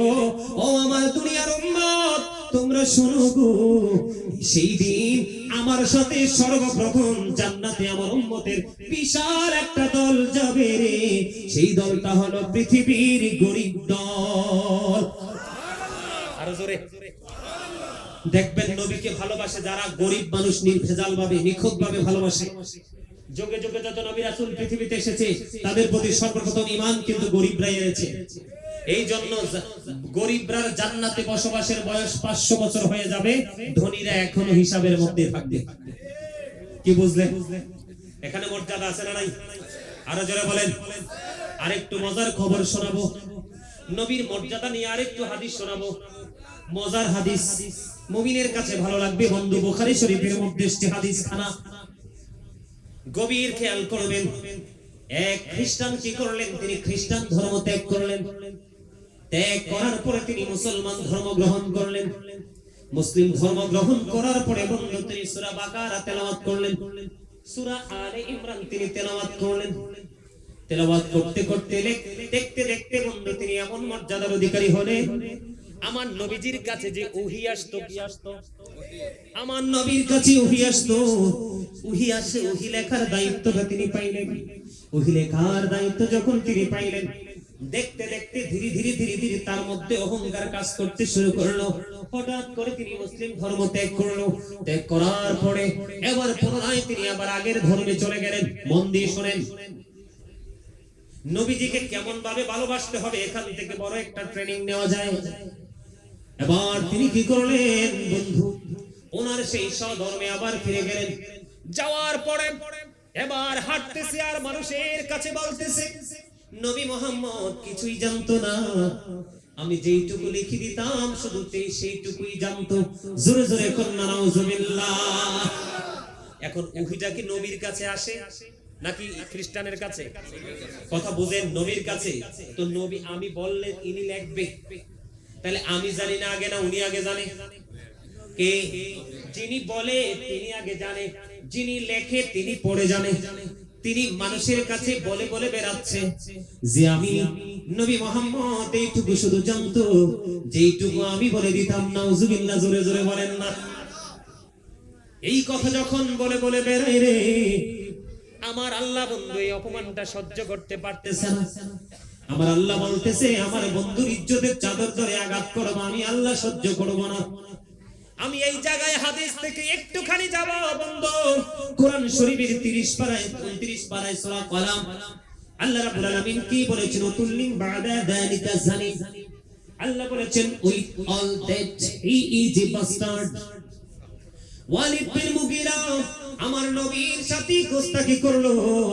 আল্লাহ রাব্বুল আলামিন ওয়ালিদ বিন মুগীরাকে 10টা গালি দিলেন, এর মধ্যে 10 নাম্বার গালি হলো জারস। নাউজুবিল্লাহ কইতেন না? এখানে নবীর শান বোঝা যায়নি, কথা বলেন না। দেখেন আমার দিকে তাকান বন্ধু। এবার ওই আল্লাহ কিন্তু সহ্য করতেছে না। খ্রিস্টান ইন্তেকাল করলো। ইন্তেকাল করার পরে আপনারা দেখেছেন কিনা জানি না, এই প্রজন্ম দেখেছে, ব্রিটিশ রানী এলিজাবেথ যখন মারা গেল, দেখছেন নি কত দামি কাঠে করে তাকে দাফন করেছে। খ্রিস্টানরা মারা গেলে কিন্তু দামি কাঠে করে বন্ধু দাফন করা হয়। তৎকালীন সময়ে নবীর দুশমন বেয়াদব যখন মারা গেল, মারা যাওয়ার পরে বন্ধু তাকে কবরে দাফন করা হলো। কবরে দাফন করার পরে এবার কি করলো? তার আপন স্বজনেরা তাকে দাফন করে চলে গেল। পরের দিন আপন স্বজনেরা তাকে দেখতে আসলো কবরে, তার কি অবস্থা দেখতে যখন আসলো, আসার পরে আইয়া চাইয়া দেখে বন্ধু ওই খ্রিস্টানের লাশটা মাটির উপরে পড়ে আছে। আওয়াজ তুলে বলেন আলহামদুলিল্লাহ, আরো জোরে বলেন আলহামদুলিল্লাহ। কোথায় দেখা যায় লাশ? মাটির উপরে। এবার খ্রিস্টানেরা তার দল বল তার আপন স্বজনেরা বলতেছে, এটা পৃথিবীর আর কারো কাজ নয়, নিশ্চয়ই জাদুকর মুহাম্মদের কাজ। নাউজুবিল্লাহ বলেন না। অথচ আমার নবী কিন্তু সেই দিকে খেয়ালই রাখেনি। যত রিঅ্যাকশন শুরু হয়েছে আল্লাহর পক্ষ থেকে। সুবহানাল্লাহ বলেন না। আমরা সেই নবীটার উম্মত। আমরা কি সেই নবীটার উম্মত? আমরা কি ধন্য না? আরে জোরে। এবার কি করলেন? যখন তার লাশ কবরে মাটির বাইরে যখন পড়ে রইল, তার আপন স্বজনেরা বারবার বলতেছে নবী মুহাম্মদ এবং তার দলের কাজ। অথচ নবীজি সেটার ধারে কাছেও নাই বন্ধু, নাই রে। ও বন্ধু, অত্যন্ত মনোযোগ দিয়ে শুনেন। আজকে তারা কি করলো? আরো গভীর করে কবরটাকে খনন করলো। খনন করে আজকে আবার তাকে দাফন করে ফেললো। দাফন করে আবার চলে গেল। পরের দিন আসলো, আবার আয়েশা দেখে লাশটা মাটির উপরে। আলহামদুলিল্লাহ বলেন না। আজকে আবার গভীর করে খনন করে দিল। খনন করার পরে বন্ধু চলে গেল, দাফন করে চলে গেল। তৃতীয় দিন আসার পরে আবার দেখলো তার লাশটা মাটির বাইরে পড়ে আছে।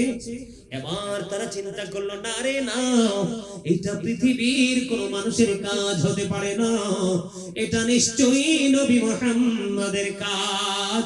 এটা পৃথিবীর কোন মানুষের কাজ নয়, এটা নিশ্চয়ই আল্লাহ রাব্বুল আলামিনের কাজ। শেষ পর্যন্ত বন্ধু ওই খ্রিস্টানের লাশটা কোন মাটি বন্ধু গ্রহণ করলো না, কোন মাটি সেটাকে অ্যাকসেপ্ট করলো না।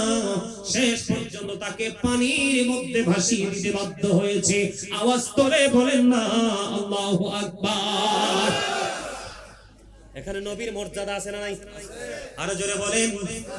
ও বন্ধু, 557 সনের খবর শুনেন। নবীজির মর্যাদা বোঝানোর জন্য বলছি, শুধু এই খ্রিস্টান নয় বন্ধুরে আমার, 557 সনে নবীজির দুই দুশমন। আপনারা অনেকেই সিনিয়র মুরব্বীরা জানেন, নবীজির পবিত্র রওজা মোবারক থেকে আপনারা হজ করতে গেছেন নি? এখানে কেউ আসেননি? হজ করেছেন, আসেননি কেউ? উমরা করছেন তো? নবীজি রওজা জিয়ারত করছেন না? দেখছেন নি? সীসা ডালা দেওয়াল দেখেন নাই? দেখছেন? হ্যাঁ হ্যাঁ, এই যে দেখছেন নি বন্ধুরে আমার, আমি রেফারেন্স দিচ্ছি না, আমি সরাসরি আলোচনাটা আপনাদেরকে শোনাই নবীজির মর্যাদা বোঝানোর জন্য। দুইজন বিধর্মী আমার নবীজির, তারা জানতে পেরেছে মুসলমানের সবচেয়ে বড় শক্তি হলো নবী মুহাম্মদ। এখান থেকে যদি তাকে সরানো যায়, মুসলমান কি দুর্বল করা সম্ভব হবে? নবীজির পবিত্র দেহ মোবারক এই রোজা মোবারক থেকে সরানোর জন্য পায় তারা শুরু করে দিল। বন্ধু, এবার তারা কি করলেন? মাটি তারা সুন্দর করে তাবু গাড়লো, তাবুর নিচে তক্তা বিছানো, আর এই তক্তার নিচে দিয়ে নবীর রোজা মোবারকের দিকে সুড়ঙ্গ করা হয়েছে। এবার কি করলেন?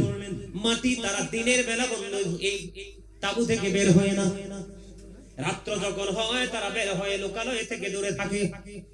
বন্ধুরে আমার, মাটি প্রত্যেক দিন রাত্রে তারা গভীর ভাবে তারা মাটি খনন করত। মাটিগুলো খনন করে করে বন্ধু জান্নাতুল বাকিতে ফেলে দিয়ে আসতো। গভীর রজনী রাত্র অন্ধকার। দেখেন আমার নবীর মর্যাদা, আমার নবীকে আল্লাহ কত ভালোবাসে রে। তুমি আমি নবীর ইজ্জত কোনোদিনও কমাইতে পারবো না। নবীর ইজ্জতে আঘাত করে তুমি আমি বেইজ্জতি হব, এটা ছাড়া আর কিছুই জীবনে জুটবে না। ঠিক কিনা বলেন?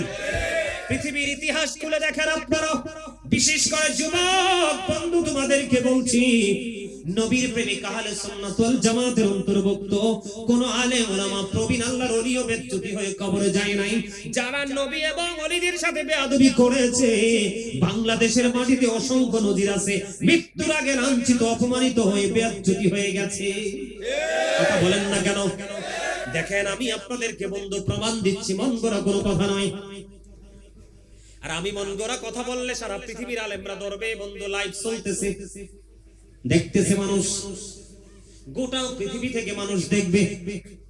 বন্ধুরে আমার, নবীজির একবারে কদম মোবারকের কাছাকাছি চলে গেল। যখন এমন অবস্থা হলো, সুলতান নুরউদ্দিন জঙ্গির ঘরে গিয়ে আমার নবী হাজির হয়ে যায়। সুবহানাল্লাহ বলেন না?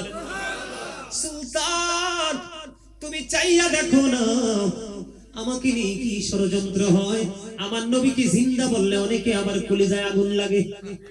আল আম্বিয়াউ আহিয়াউন ফি কুবুরিহিম ইউসাল্লুন, নবীরা আপন আপন রোজায় জিন্দা, তারা নামাজরত অবস্থায়। আপনি আমি যদি মুমিন হয়ে মারা যাই, আপনি আমি যদি আল্লাহর ওলি হয়ে মারা যাই, কবরে যদি আপনি জিন্দা থাকেন আমি জিন্দা থাকি, জান্নাতে খাবার বরাদ্দ হয়। আর নবীকে কেন্দ্র করে আল্লাহ যদিও জান্নাত বানিয়েছেন, জান্নাতের মালিকানা নবীর হাতে তুলে দিয়েছে। আলা হযরত সেটা বলেছে, সুবহানাল্লাহ বলেন আর জোরে। এবার সুলতান নুরউদ্দিন জঙ্গি ধীরে ধীরে ধীরে ধীরে মদিনার দিকে রওনা হলো। ওনার সঙ্গীদেরকে নিয়ে বন্ধু এসে তিনি মদিনায় এলান করে দিলেন, আমি গোটা মদিনাবাসীকে আমি পুরস্কার দিব, তোমরা সবাই আমার পুরস্কার গ্রহণ করতে আসো। বন্ধু সকল মদিনাবাসী উপস্থিত হয়ে গেল পুরস্কার নেওয়ার জন্য। মানুষ আসছে বন্ধু পুরস্কারের জন্য। আর সুলতান নুরউদ্দিন দাওয়াত দিয়েছে বন্ধু, আমার নবী সুলতান নুরউদ্দিন জঙ্গির ঘরে প্রবেশ করে দুই দুশমনের চেহারা পর্যন্ত দেখাইয়া দিছে। আমার নবীজির পুরস্কারের ঘোষণা করার মানে হলো, আমি যখন একজন একজন করে পুরস্কৃত করব, তখন আমি চোর চিনতে পারবো। পুরস্কার দিতে গেলেন, পুরস্কার দিতে গিয়ে বন্ধু পুরস্কার শুরু থেকে শেষ পর্যন্ত দেওয়া শেষ হয়ে গেল, কিন্তু ওই দুশমন দুইটাকে এখনো দেখা মিলল না। এবার তিনি প্রশ্ন করলেন, তোমাদের মধ্যে কেউ কি বাকি আছে পুরস্কার পায়নি? এবার তিনি উত্তর দিলেন, পুরস্কার পায়নি দুইজন লোক বাকি আছে। ওই দুইজন কোথায়? কই নবীজির রওজার কাছে বসবাস করে, অত্যন্ত আল্লাহওয়ালা বুজুর্গ, তারা দিনের বেলা বের হয় না, তাদের তাবু থেকে রাতে বের হয়। সুলতান নুরউদ্দিনের বস্তি আর বাকি হইল না, যে এরাই তো নবীর দুশমন। এবার বন্ধু চলে গেলেন, ওখানে দল বল নিয়ে চলে গেলেন। চলে যাওয়ার পরে বললেন, ডাকলেন, ওই বন্ধু সাধু সন্ন্যাসীরা বের হয়ে আসলো। আসার পরে বললেন, তোমরা বের হও। বের হওয়ার পরে বিছানাটা সরালো। বিছানা সরানোর পরে চাইয়া দেখে বন্ধু বিছানার নিচে তক্তা। কয় তক্তা সরাও। ও বন্ধু তক্তা সরানোর পরে চাইয়া দেখে ওই তক্তার নিচে দিয়ে আমার নবীজি রওজা পর্যন্ত চলে গেছে। আজকে রাত্রি যদি সময় পাইতো রে, তাহলে আজকে রাত্রিতে নবীজির দেহ মোবারক ছড়িয়ে নিত বন্ধু। এবার কি করলেন ওই সুলতান নুরউদ্দিন জঙ্গি ওই দুইটাকে দিবালোকে ওই মদিনাতুল মুনাওয়ারায় নবীজির রওজা মোবারকের সামনে জীবন্ত দুইটাকে আগুন লাগিয়ে পুড়িয়ে ছাই করে দিল। পুড়িয়ে ছাই করে দিয়ে নবীজির রওজার কিনারায় পড়ে সিজদায়, নবীজির রওজার কিনারায় পড়ে বন্ধু তিনি হাউমাউ করে কাঁদতে শুরু করলেন, ইয়া রাসূলুল্লাহ, ইয়া হাবিবাল্লাহ, নবী গো, আমার যদি কোনো গুনাহ হয়ে থাকে গো নবী, আমাকে দয়া করে ক্ষমা করে দিয়েন। বন্ধু ওই সুলতান নুরউদ্দিন জঙ্গি ওই দুই দুশমনকে কতল করার পরে সেই তখনই আমার নবীজির রওজার চারপাশে বন্ধু সীসা ডালা দেওয়াল করে দিয়েছে, যেন পৃথিবীতে যুগে যুগে নবীর দুশমন বের হয়ে যাবে, যেন কখনোই নবীর রওজা মোবারকে আঘাত করতে না পারে। এনে মর্যাদা খুঁজে পান কিনা? আরে আরো জোরে বলেন না, আরো জোরে। নবীকে ভালোবাসতে লাভ না লস? সেই নবীকে ভালোবাসার দরকার আছে নি? আছে। নবীজি এখন রওজা মোবারক থেকে আমাদেরকে সাহায্য করার ক্ষমতা রাখে কি রাখে না? এই বিশ্বাস আপনাদের আছে নি? আছে। সেই ভালোবাসা থেকে আমি একটা প্রমাণ আপনাদেরকে দিতে চাই, নেবেন? নেবেন? বন্ধুরে আমার, নবীজির একজন প্রেমিক হলো হযরতে ফাস রাহমাতুল্লাহি আলাইহি। নবীজিকে এত বেশি ভালোবাসতেন, আমাদের দেশে প্রচন্ড শীত আসে, ঘর থেকে বের হওয়া যায় না, এমন সময় আসে না। বিশেষ করে আমেরিকা, লন্ডন, ইউরোপ কান্ট্রির বরফের দেশ, তারা কিন্তু ঘরে হিটার দিয়ে থাকতে হয়, তাপ দিয়ে ঘরে থাকতে হয়, ঘরের মধ্যে বসবাস করা তাদের জন্য সংকট। আমরা ওই পুরোটা বুঝতে না পারলেও আমাদের দেশের বন্ধু মাঘ মাসের শীতেরটা বুঝতে পারি, ঠিক না ভাই? রহমতুল্লাহ আলাইহির সন্তান হলো পুত্র সন্তান, এত শীত, টাকা পয়সাও হাতে নাই, পুত্র সন্তান পৃথিবীতে আসছে। সন্তান আসলে মা এবং সন্তানের কিছু খরচ তো লাগে, নরমালও যদি হয় তারপরেও লাগে। বন্ধু কিতাব প্রমাণ করলো ফাঁসির কাছে কোনো কিছু নাই, টেনশন, মনটা খারাপ। দিন চলে গেল রে, রাত্র হলো, নবীর প্রেমিকেরা প্রাণটা খুলে শোনো, মা বোনদেরকে বলছি গো, হৃদয় জানা রাখো রে, তোমরাও মা শোনো। এবার টেনশন করতেছে, গভীর রজনীতে ঘুমিয়ে গেল হযরতে ফাস রাহমাতুল্লাহি আলাইহি ঘরে আপনার আমার প্রাণের নবী এসে হাজির। জোরে জোরে বলেন না সুবহানাল্লাহ। ফাস রাহমাতুল্লাহি আলাইহি ঘরে এসে ডেকে ডেকে বলে, কি তুমি কিসের টেনশন করছো? বন্ধু পাশে একজন বিদুর্মী বসবাস করত, বন্ধু অগ্নি পূজা করত, পূজা। তিনি যখন ওই ফাস রাহমাতুল্লাহি আলাইহিকে বললেন, তুমি আগামী কালকে সকাল যখন হবে, ওই লোকটার নাম হলো মজুসি, যিনি অগ্নি পূজা করতেন তার নাম হলো কি? মজুসি। তিনি ডেকে ডেকে বললেন, রে ফাস, তুমি আগামী কালকে সকালবেলা চলে যাবে মজুসির ঘরে, মজুসি তোমাকে 20টি দিরহাম দিবে। না আর ওয়াজ করব না, আপনারা অসুস্থ হয়ে গেছেন? হ্যাঁ, অসুস্থ হয়ে গেছেন নাকি আমার ওয়াজে বেশি মনোযোগ? কোনটা বেশি মনোযোগের পক্ষে কে কে আছেন? একদম রিয়েল হাত তোলেন। আল্লাহু আকবার, ইয়া রাসূলুল্লাহ, ইয়া গাউসুল আজম দোস্ত, জিন্দাবাদ জিন্দাবাদ। তুমি জিন্দাবাদ জিন্দাবাদ। তোমার আওয়াজটা ছোট, তুমি আর স্লোগান দিও না, যেটা বলিষ্ঠ কণ্ঠস্বর এটা দিবে, ঠিক না? ঠিক। তুমি একটু পুষ্টিকর খাবার টাবার খাইও। আরে অনেক দূরেতে আইছে, আমি তো ওর সাথে মজা করছি, বুঝেন নাই কেন? আরো জোরে বলেন, আরো জোরে। দেখেন নবীজির ভালোবাসা আল্লাহ রাব্বুল আলামিন কেমন করে কবুল করে নেয়। বন্ধুরে আমার, সকাল যখন হলো হযরতে ফাস চিন্তা করে, আমি একজন ইমানদার, আমি একজন নবীর প্রেমিক, কেমন করে রে অগ্নি পূজকের কাছে যাই? না না, এটা পারবো না। ওনার মধ্যে কনফিউশন কাজ করতেছে, কি করব? এই দিন চলে গেল, রাত যখন গভীর হলো, বন্ধু পরের দিন আবার গভীর নজরে চাইয়া দেখে রে আমার নবী আবারও পাশের ঘরে এসে হাজির। তুমি আর দেরি করো না, আর তুমি দেরি করো না, পরের দিন সকাল যখন হবে তুমি মুজুসির বাড়ি চলে যাইও, মুজুসি তোমাকে কোনে করে 20টি দিরহাম দেবে। বন্ধু 20টি দিরহামকে কম মনে করিয়েন না, বিশাল কিছু, বিশাল কিছু, ঠিক কিনা বলেন? মরুচারীদের জন্য তৎকালীন সময়ে লাল উট ছিল বন্ধু অনেক দামি রে, বুঝে নিতে হবে 20টি দিরহাম। এবার বন্ধু রাত্র যখন চলে গেল, সকাল হলো, ওই ফাঁস কি করলেন, হেঁটে হেঁটে মুজুসির বাড়ি গেল, যাইয়া দেখে রে মুজুসি তার আপন ঘরের দরজায় 20টি দিরহাম দিয়ে দাঁড়িয়ে আছে। জোরে জোরে বলেন আল্লাহু আকবার। এবার হযরত ফাঁস একটা ডাক দিয়ে বলল, রে মুজুসি, মুজুসি তুমি কেমন করে বুঝলে রে আমি যে তোমার কাছে আসবো, আমি যে তোমার কাছে সাহায্যের জন্য আসবো, এটা তুমি কেমন করে বুঝেছো, কেমন করে তুমি জানতে পেরেছো? রে ফাঁস, আমি কেমন করে জেনেছি তুমি জানতে চাও, আমি কেমন করে বুঝেছি তুমি বুঝতে চাও? এ রে ফাঁস, গত রজনীতে আমি আমার আপন ঘরে ঘুমন্ত অবস্থায় আমি হঠাৎ করে চাইয়া দেখলাম আমার ঘরে একজন নুরানি মানুষ এসে হাজির, যার নূরের ঝলকানিতে আলোকিত হয়ে গেল। ওই নুরানি মানুষ তিনি কি করলেন আমাকে বলে গেছে, কালকে একজন বিপদগ্রস্ত মানুষ আসবে, তুমি তাকে 20টি দিনার দিয়ে দিও, তার বিপদ কেটে যাবে। রে ফাঁস, সেটা কে রে, কে? এবার ওই ফাঁস একটা ডাক দিয়ে বলল, মুজুসি এটা আর তো কেহ নয়, আমাদের নবী হযরত মুহাম্মদ রাসূলুল্লাহ সাল্লাল্লাহু আলাইহি ওয়াসাল্লাম। এবার এই মুজুসি দেখি দেখি বললেন, যেটা যদি তোমাদের নবী হয়, আমার জীবনে এমন নুরানি মানুষ আমি কোনোদিন দেখিনি। রে মুজুসি, মুজুসি ডেকে ডেকে বলে, রে ফাঁস, আমাকে জলদি করে তোমার সঙ্গে নিয়ে চলো, আমাকে নিয়ে কালেমা পড়ে মুসলমান বানিয়ে দাও। বন্ধু হাদিস শরীফ প্রমাণ করেছে, ওই ফাঁসের হাতে হাত রেখে মুজুসির পুরো পরিবার বন্ধু ইসলাম ধর্ম গ্রহণ করে ফেলে। জোরে জোরে বলেন আল্লাহু আকবার। ইয়া রাসূলুল্লাহ, ইয়া গাসরাতুদ দাস্তাকি, জোরে জোরে বলেন আলহামদুলিল্লাহ।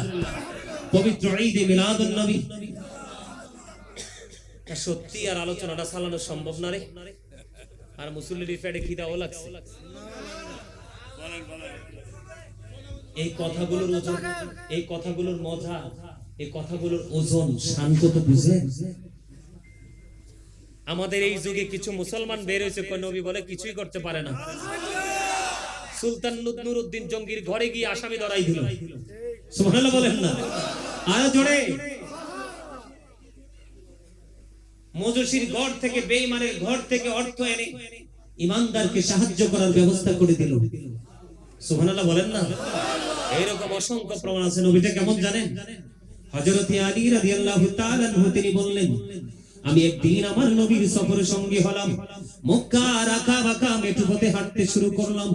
আমি আলী নিজ কানে শুনেছি, আমি নিজ কানে শুনেছি আমার নবী যখন হাঁটে রে, ওই বৃক্ষ, ওই পাহাড়, ওই পাথর, ওই কীট পতঙ্গ সবগুলো আমার নবীকে সালাম দিয়েছে, আমি আলী তা নিজে কানে শুনেছি।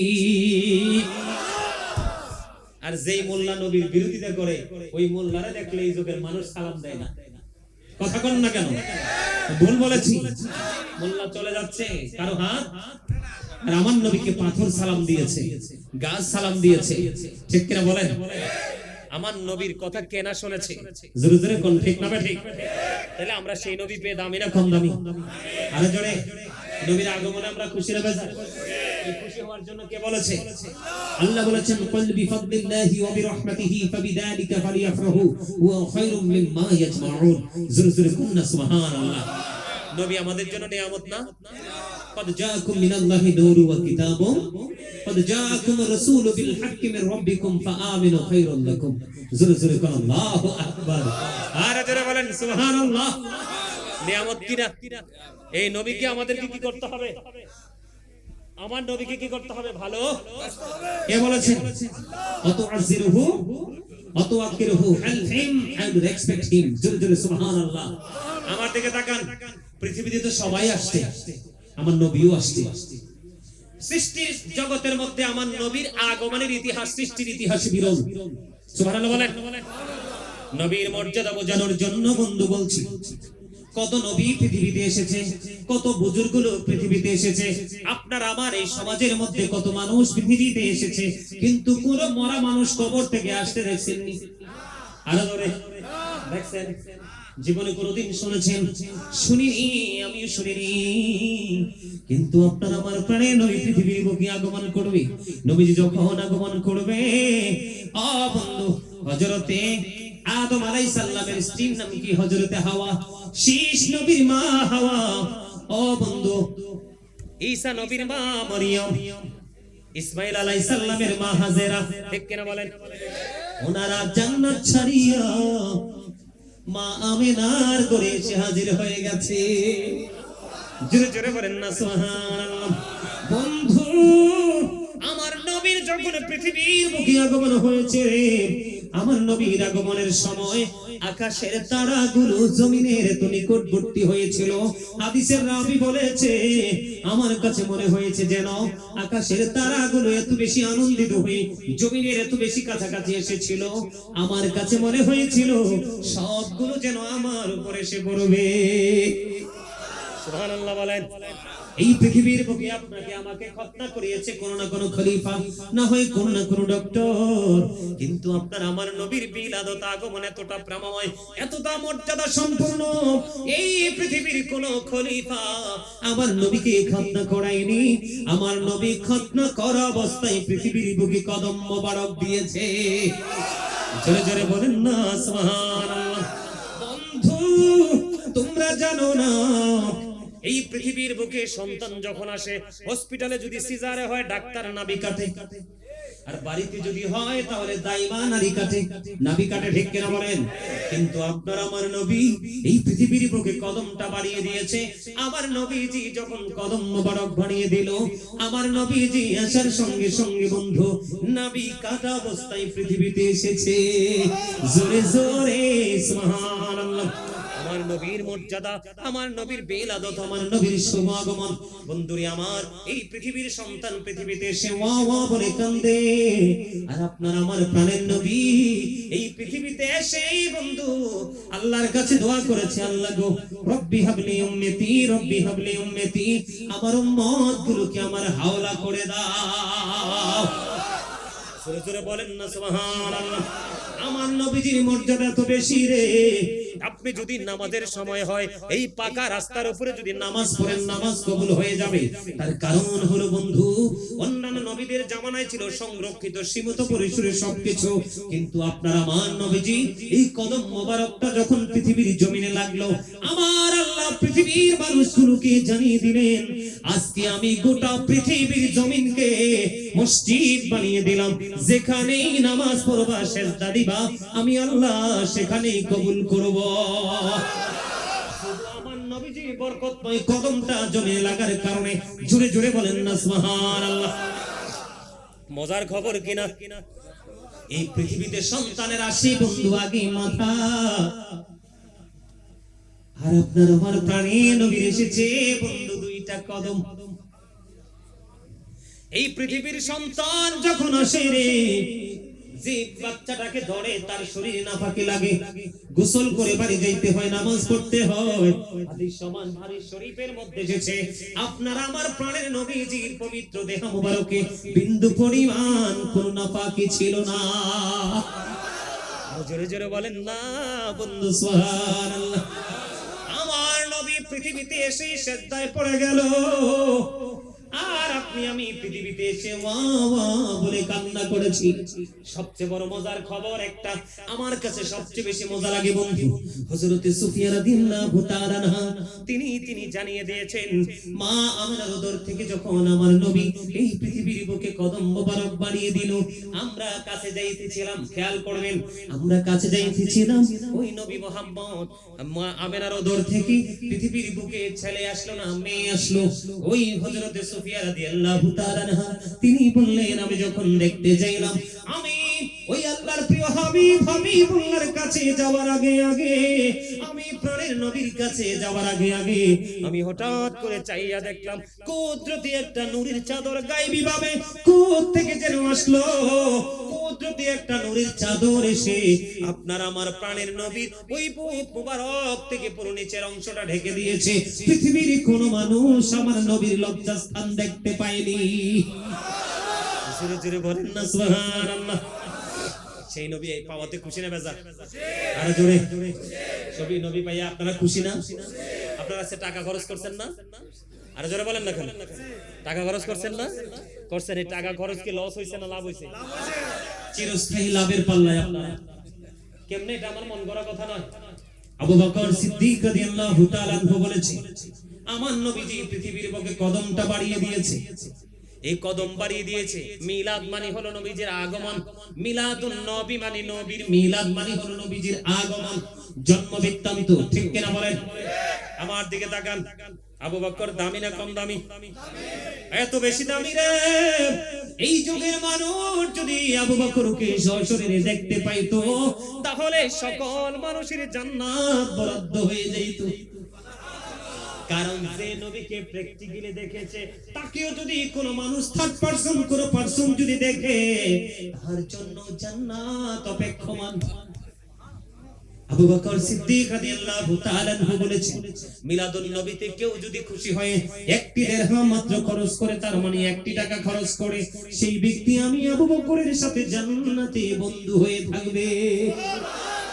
ইসলামের দ্বিতীয় খলিফা হযরত ওমর তিনি বলেছে, উচ্চ মর্যাদার সাথে যে ব্যক্তি মিলাদুন নবী পালন করলো সেই যেন বদর, সেই যেন ইসলামটাকে জিন্দা করে দিল।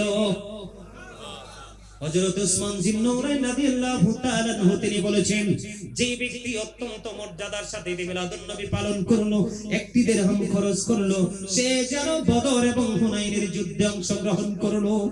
জোরে জোরে বলেন সুবহানাল্লাহ। ইসলামের চতুর্থ খলিফা হযরত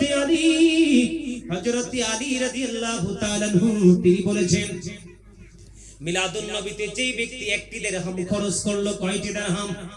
1 দিরহাম যে ব্যক্তি খরচ করলো, মিলাদুন নবীতে যে ব্যক্তি 1 দিরহাম খরচ করলো, সে যেন, যে ব্যক্তি মিলাদুন নবীতে 1 দিরহাম খরচ করলো তার মৃত্যু হবে ঈমানের সাথে, সে বিনা হিসাবে জান্নাতে যাবে। জোরে জোরে বলেন না সুবহানাল্লাহ। আমি আজকে প্রাণ ভরে দোয়া করে যাব, আপনারা যেন জীবন যতদিন আছে আপনারা যেন মিলাদুন নবী পালন করে যেতে পারেন। এটার মাধ্যমে ইসলাম জিন্দা হয়, নবীর প্রেমের নতুন নতুন তথ্য বছর ঘুরে আসতে মানুষ জানতে পারে। যখন মানুষের ব্রেইন থেকে এটা হারিয়ে যায় আবার ঢোকানো যায়, এমনি করে করে ধারাবাহিকভাবে বন্ধু এটা প্রচলন থাকবে। হযরত হাসান বসরি রাদিয়াল্লাহু তাআলা আনহু তিনি জানিয়ে দিয়েছেন, আমার কাছে যদি উহুদ পাহাড় পরিমাণ যদি স্বর্ণ থাকতো তাহলে আমি সবগুলো আমার নবীর মিলাদে খরচ করে দিতাম। জোরে জোরে বলেন সুবহানাল্লাহ। হযরত জুনায়েদ বাগদাদি, হযরত হাসান বসরি, হযরত মারুফ কারখি, বন্ধু ওলিউল্লাহ মুহাদ্দিস দেহলভী, আল্লামা জালালউদ্দিন সুয়ুতি, এমনি করে করে বন্ধু অসংখ্য প্রমাণ আমাদের কাছে রয়েছে তারা মিলাদুন নবী পালন করেছে। তবে আমাদের দেশে এখন মানুষ চায় কি? মিলাদুন নবী আগে কেউ করেনি, একেবারে মিথ্যা কথা। আরবানের বাদশা মালিক মুজাফফর 600 হিজরিতে আনুষ্ঠানিকভাবে জৌলুসপূর্ণভাবে তিনি মিলাদুন নবী পালন করেছেন। বন্ধু তৎকালীন সময়ে একজন বুজুর্গ আলেম এবং আল্লাহর ওলি ছিলেন, তার নাম ছিল আবুল খাত্তাব ওমর ইবনে দহিয়া। উনি সেই মিলাদুন নবীর উপর ভিত্তি করে তিনি 12 খণ্ড কিতাব লিখেছিলেন। তৎকালীন সময়ে সেই সময়ও জৌলুসপূর্ণভাবে মিলাদুন নবী পালন হতো। বন্ধু জুলুস শব্দটা, এই যে জুলুস শব্দটা জলসা শব্দের বহু বচন, ঠিক কিনা বলেন? বসাবাব উপশম করা, ঠিক কিনা বলেন? জশ্ন শব্দের অর্থ খুশি। আমরা জশ্ন জুলুস করি কি করি না? ফেরেশতা যদি আসমান ছেড়ে জমিনে আসতে পারে, আকাশের তারকা যদি জমিনের নিকটবর্তী হতে পারে, জান্নাত ছেড়ে যদি নবীদের মারা আমার নবীর আগমনে খুশি হয়ে মা আমিনার নিবৃত জীর্ণ কুটির যদি আসতে পারে, আপনি আমি কি নবীর আগমনে জুলুস করতে পারি না? নবীজি যখন মক্কা থেকে মদিনায় গিয়েছিল তখন মদিনাবাসীও জুলুস করেছিল। সুবহানাল্লাহ বলেন না? করব তো আমরা জুলুস, কিন্তু জুলুসের পাশাপাশি নবীর সম্মান আজমতের পাশাপাশি আমরা নবীর সুন্নাতকে বেশি বেশি ভালোবাসবো, নফলকে বেশি বেশি ভালোবাসবো। এখন কিন্তু আমাদের মধ্যে একটা সমস্যা সৃষ্টি হয়েছে, সেই সমস্যাটা হলো আমরা নামাজ পড়তে গেলে ফরজ পড়ে ছেড়ে দেই, সুন্নাত নফল করি না। কথা বলেন ঠিক না ঠিক? আমার কথা কি বুঝে আসছে? যেই ব্যক্তি একটা সুন্নাত ইচ্ছে করে ছেড়ে দিবে, নবীজি তাকে উম্মত বলে স্বীকৃতি দিবে না। মনে রাখবেন, হযরত আবু হুরায়রা রাদিয়াল্লাহু তাআলা আনহু থেকে হাদিস বর্ণিত, নবীজি ফেরেশতাদের, আল্লাহ রাসূল বলেছে, আল্লাহ ফেরেশতাদেরকে বলবে কাল হাসরের দিন আমার বান্দার যে নামাজগুলো ত্রুটি মুক্ত নামাজগুলো আছে এগুলো লেখো। আরেকজন বান্দার দিকে নজর দিয়ে চাইয়ে দেখবে তার আমলের মধ্যে ত্রুটি আছে কি আছে। তখন আল্লাহ বলবে তার নফল ইবাদত আছে কিনা দেখো, যদি নফল ইবাদত থাকে তার এই ত্রুটিগুলো ফিল আপ করে দাও। সুবহানাল্লাহ বলেন না? আর এখন কিন্তু দোয়া কবুলের সময় হাদিস শরীফের মধ্যে এসেছে, আমি গত প্রোগ্রামে, গতকালকার আগের দিনের প্রোগ্রামে আলোচনাটা করেছিলাম নোয়াখালীতে। সম্মানিত উপস্থিতি, যেই নফল ইবাদতের যে মর্যাদাটা সেটা আমি বোঝানোর জন্য একটু বলি। নবীজি বলেছে আমাদের দোয়া কবুলের গুরুত্বপূর্ণ একটা সময় প্রত্যেক দিনই রয়েছে, সেই সময়টা হলো ঘুমানোর পরে তাহাজ্জুদের সময়টা। এই আমার দিকে তাকান, নফল ইবাদতের মধ্যে সবচেয়ে গুরুত্বপূর্ণ ইবাদত হলো তাহাজ্জুদ। কি? তাহাজ্জুদের নামাজ। কাল হাসরের ময়দান আল্লাহ রাব্বুল আলামিন একজন আহ্বানকারীকে দিয়ে আহ্বান করাবেন, একজন আহ্বানকারী ডাকতে থাকবে। রাতে গভীর রজনীতে বিছানা আলাদা করে, বিছানা থেকে পিঠ আলাদা করে, কে আমল করেছিলে তোমরা দাঁড়াও। তখন তারা দাঁড়াবে। হাদিস শরীফের মধ্যে সে তাদের সংখ্যা হবে একেবারে কম। বুঝবেন, তাদের সংখ্যা হবে কি? একেবারে কম। বন্ধুরি আমার, ওই মানুষগুলো দাঁড়াইতে দেরি। এখানে নারী থাকবে, পুরুষ থাকবে, বন্ধু যুবক থাকবে, যুবতী থাকবে, তবে সংখ্যায় খুবই কম। দাঁড়াইতে দেরি রে। তখন ওই আহ্বানকারী জানিয়ে দেবে, তোমরা যারা দাঁড়িয়েছো তোমরা সবাই বিনা হিসাবে চলে যাও জান্নাতে।